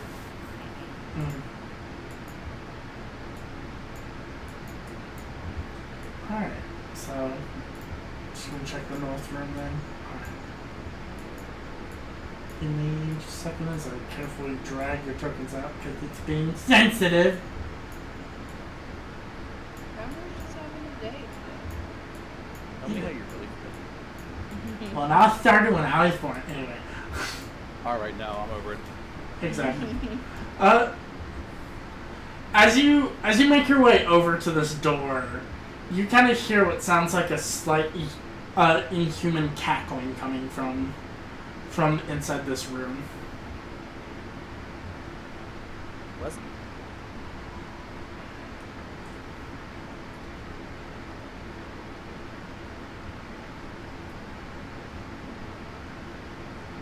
Do you wish to open the We're door? going in. You're going in? We're going in. Alright.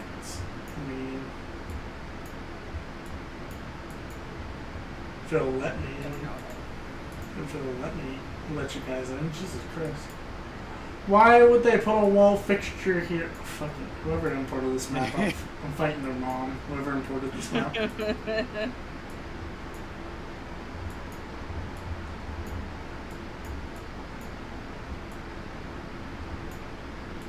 Someone's mom is about to be fought. Not mine. Okay, so for those who can see in here and actually have dark vision, crouched on a pile of human bones in the far lowest corner of this room is a hunched gnoll that looks undurfed. It gnaws on bones while cackling maniacally to itself. Near its nest is another iron door. Lying on the floor near you are a pair of glasses, bell-shaped horns attached to some loose wires.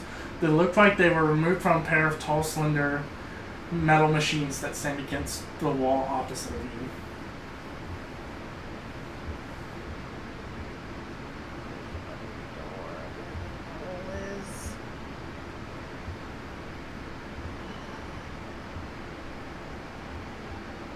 Has the Knoll seen us? It seems more focused on gnawing on the bones right now.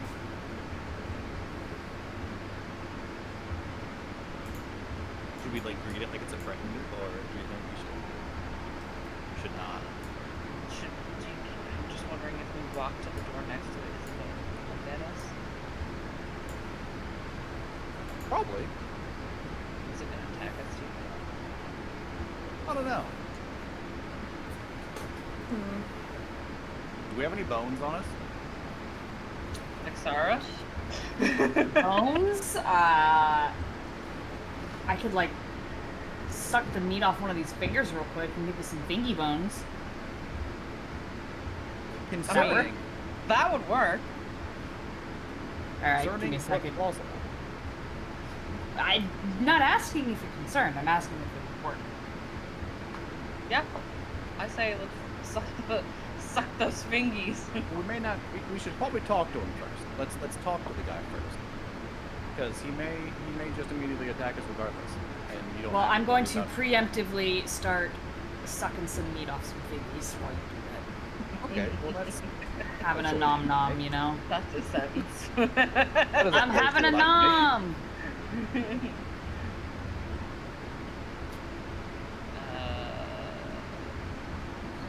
Alright, I'm gonna kind of clear my throat to see if that gets the Knoll's attention. As you clear your throat, the gnoll kind of stops and turns its head to look at you, just bone still in its mouth as it kind of lets this little cackle noise as it kind of growls and stares at you. Hello. We need to get to the door. Can we walk by you? As it lets a low kind of gurgling noise as it continues chewing on the bones, eyeing you suspiciously. Did it not understand me? You're not sure. I'm gonna speak to it in... see if it understands. I'm gonna switch to Infernal and repeat what I said in Infernal. It once again is still kind of like chewing on the bones, eyeing you suspiciously as it kind of stares at you. I'm gonna switch to Abyssal and repeat what I said in Abyssal. It's going to repeat the same process. Alright, walk okay. to the door. Alright. I'm It's... gonna walk to the door, but I'm gonna keep Teddy between me and the gnoll. Okay. Yeah, as you walk to the door, it eyes your contraption suspiciously. You're able to get to the door, and it doesn't seem to do anything, but it's very much eyeing you up. Alright. Open the door. Alright, let me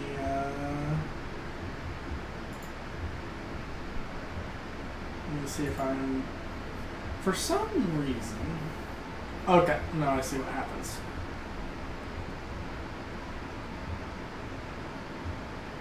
Alright, so yeah, you're able to open up through the door, and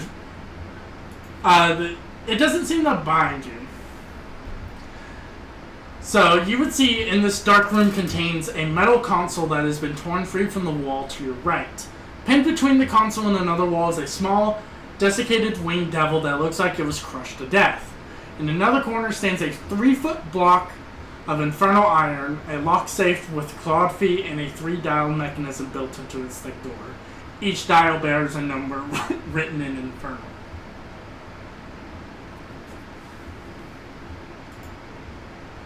Is the thing that's crushed alive? It has been crushed to death. Okay, I thought you said that. I was going to make sure. And there's just a random safe in here? Yep. Is it a puzzle I have to solve? I mean, it's a safe. Can I crack it? How do you wish to do that? For any indication as to what the combination might be?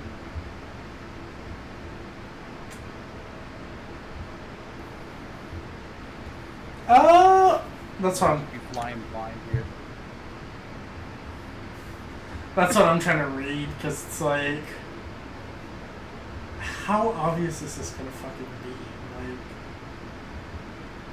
Have a rope probably lockpick if that doesn't work. I will tell you right now, lockpicking does not work. Okay, well, never mind. You know what? Just give me an intelligence save. If you roll high enough, I'll tell you the combination. An intelligence save? Yeah. Or an intelligence check, whichever. 17. You take a look at this thing, you kind of think about it, and That's unreal. I have a plus 10. And I got 17.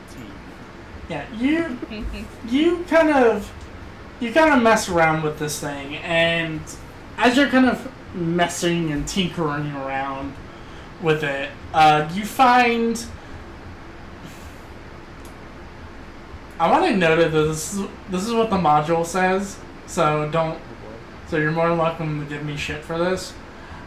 You quickly find as you're tinkering with it and kind of listening carefully to it as you're messing with it, you find that the 3-number combination is. You know what? I'm gonna let. 6. It's 6, 6, and 6. Oh my god. Wow. How creative Original. of the module. How daring. How bold and brash. Yeah, Very mindful, very demure.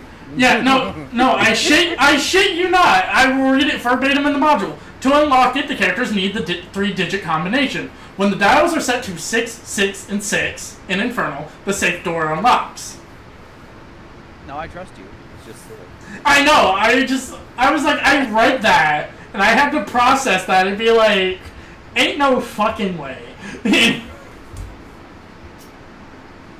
Anyway.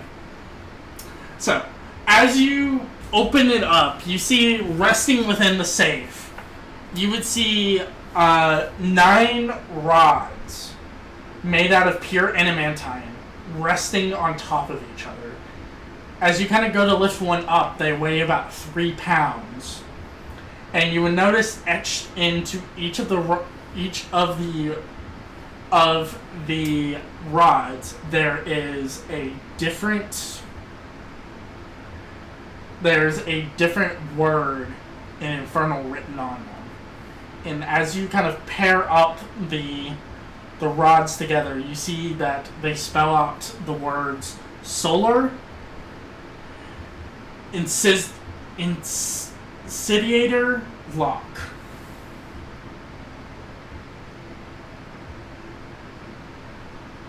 I'm assuming that's infernal. Yes. So what does it say in normal? Solar insidiator lock. That's Oh. what it would translate. And Simon, go. Found our doodads. Yeah, Simon, you were there for it actually, Simon. So go ahead and give me an Arcana check.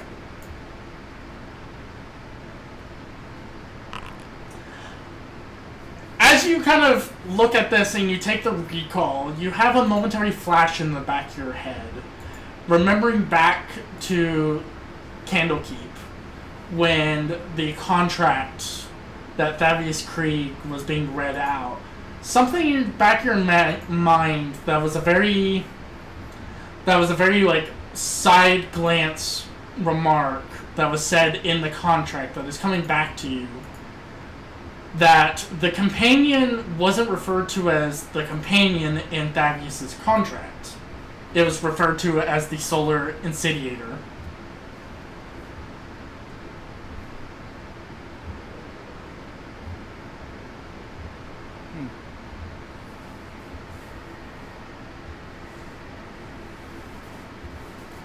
So, you get that little tidbit of info. Neat.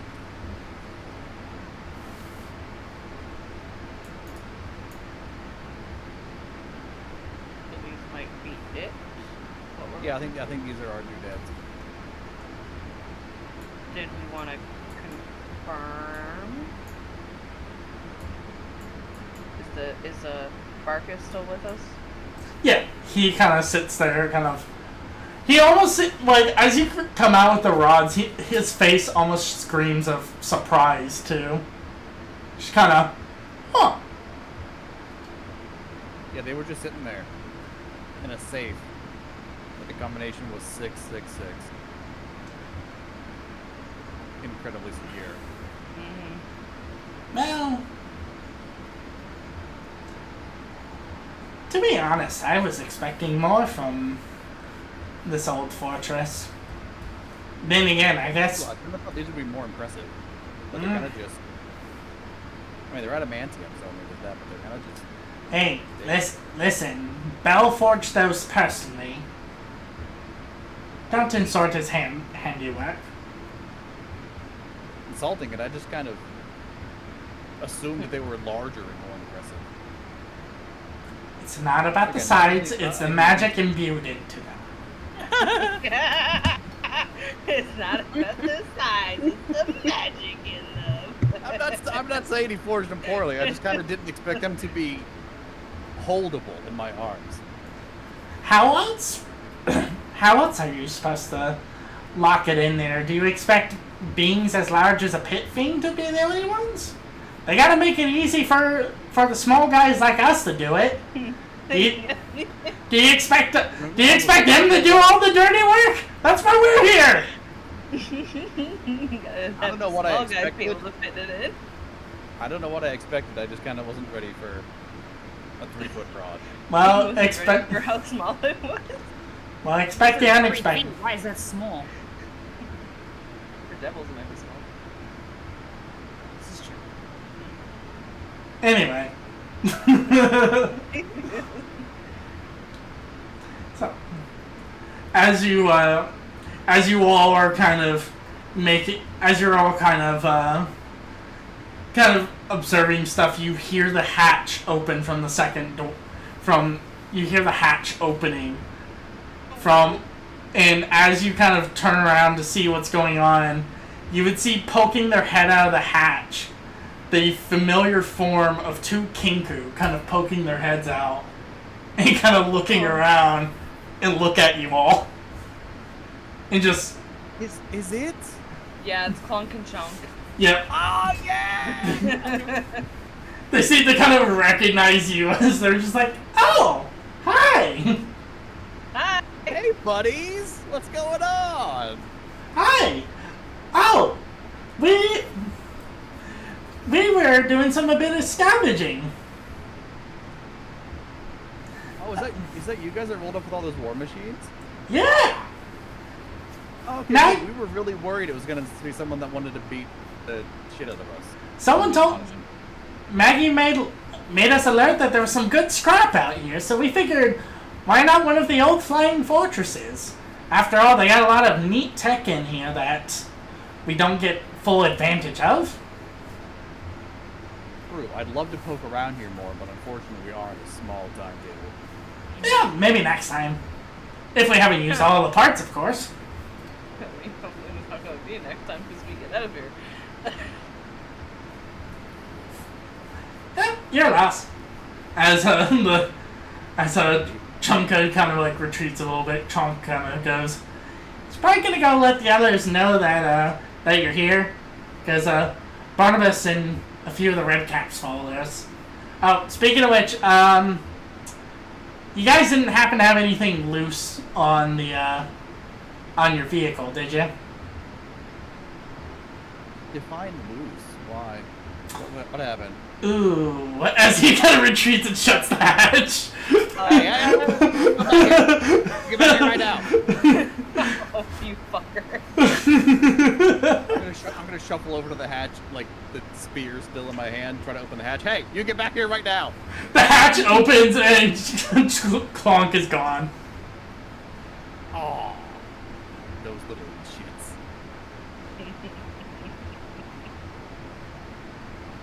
So Well, we I head guess down we'll go and back see to the where- car and hope it's not see- busted. Yeah, let's head down to the war machine. Oh god, Free we left jet. the monk in there. Is that considered a loose object? Oh my god! I mean, A loose cannon, but maybe not a loose object.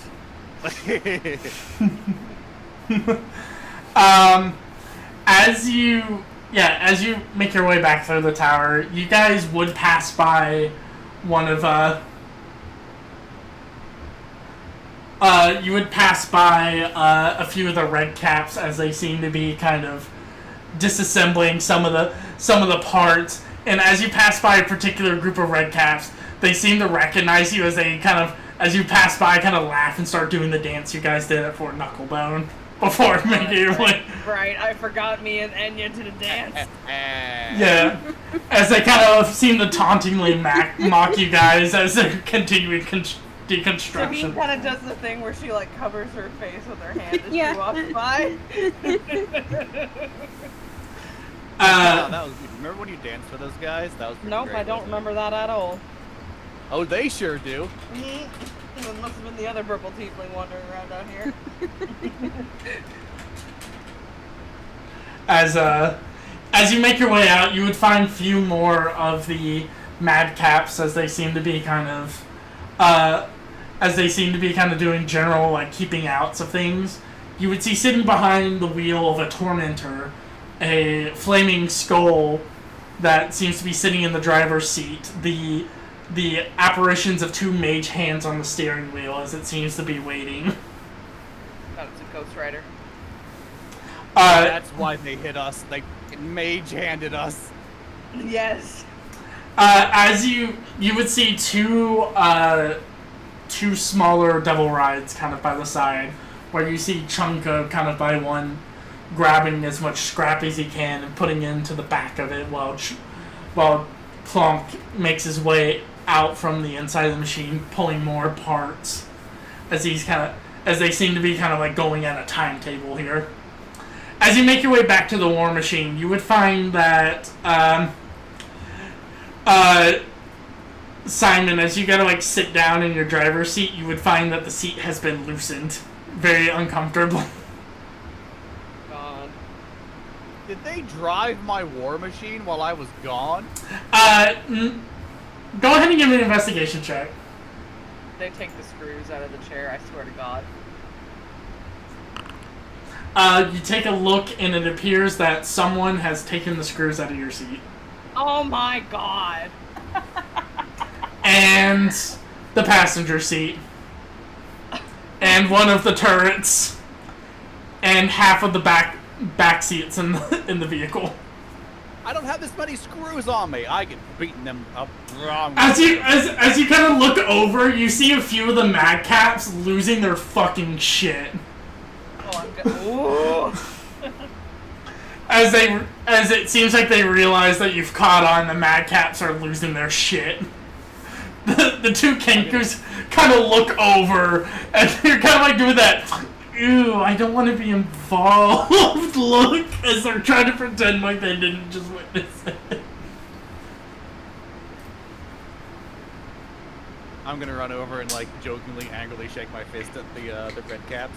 You give me my screws back right now, you kids.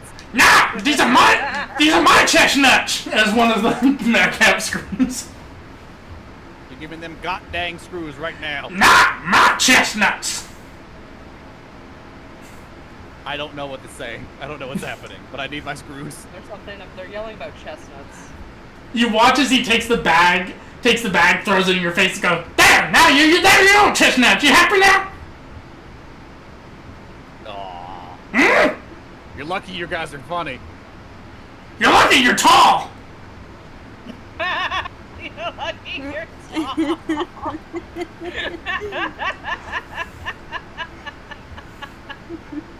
I'm gonna jokingly like punch one in the arm, be like, that was good though. I like it. It was funny. Ah! Glad I noticed it, but it was good. I'll be thinking you reckon we get a few more miles before noticing your chestnuts are missing. Excuse me? Why are they called chestnuts? I don't understand. Well, you see, one time when and he goes on rambling about how like that goes on this wild, barely understandable story about how they call them chestnuts because one time one of them in the process of heating it up fell into a forge, drank some of the lava, and the nuts came out of his chest because of the lava, so they call them chestnuts. Okay. That's much more brutal than I was expecting, but that's really funny. Yeah. Half of them comment and say it was the funniest shit they've seen in Avernus in a long time. You know what? That checks out. That checks out with these fucking red cats. How often do you think people or beings laugh in Avernus? A lot more than you think. It's just usually not for the reasons you would like. Fair. Alright. So, Alright, I'm gonna repair the seats and the turrets in the back half of my war machine. as you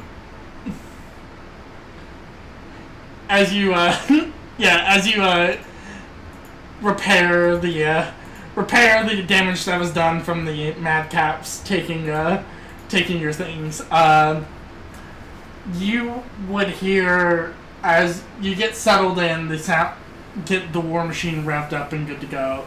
You would see around about the time you get this all settled in, it looks like Mad Maggie's crew kind of grab what they need. The Kinkus kind of wave you farewell as they kind of rev the engines to indicate to the Flaming Skull it's time to go as they drive off into Avernus, giving you a Bye to them. yeah as you wave, revving up the engine and begin making your way out, driving away from this once proud and desolate fortress as it disappears into the wastelands that is Avernus, as you've acquired the Shatter Spikes and now make your way back to Bell for further instructions, and that is where we will call it. And I will say, because believe it or not, we're almost done with Avernus. I will say that is worth a level. Let's go! Oh boy. Yeah, we're almost done. Believe it or not, we're almost done. That's wild. That is wild. That's what I'm saying. Avernus is a very quick module.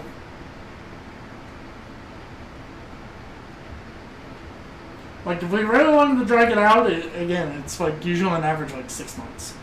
Which we started this beginning of the year, so... Actually, no, that tracks. We're actually pretty on track. Also had some breaks. Yeah. And plus, to be fair, we kind of... Some of the stuff I've been very much like... You guys have kind of been going different ways that I've been trying to kind of tie in. But we'll figure it out. But yeah, I hope everyone's had a good time. I know this was a very kind of light combat, but very kind of like go here, point A, point B. You now have a random friend who exists with you all. Oh, right, we have her still. Yeah, she's still with you. Why do you want her gone? I can make her go. No. Just hits her with a fireball. Okay. How fucked up would that be? It's like, yeah, I don't want him anymore. It's just next session, just immediately ninth level fireball. Just, oh! Boom. I could just like wall of fire her if we really don't want her with us anymore. So. I mean, she's just a funny little gal. Say that about everything. I say everyone is a funny. Yeah, that's fair. You know what? Yeah, That's we fair. do. All To right. be fair, To be fair. we don't have any idea what her like stats are or what she does. I mean, she may be like a stupidly powerful character that is just like a punk and can beat the hell out of us, and we just don't know. Yeah, we don't know that yet. Yeah. I Could mean, be like a 12th level fighter that could just like kick us in the teeth. Mm-hmm. I mean, she could. She. That is just something we'll have to see. I don't think I'm gonna rate anyone out, but thank you all again for playing. We should, yeah. Hopefully soon we shall see what is to become from all your efforts and see where it heads as we are ending towards the end of this campaign. Because if I were to map, because if I read my map correctly, I only have like 2 or 3 more place locations. Like big locations, if you guys don't get sidetracked. Sidetracked. The big if. We all know we get sidetracked. Mm-hmm. Mm-hmm. Yeah, I got. Yeah, no, it's 3 big locations. Neat. All right.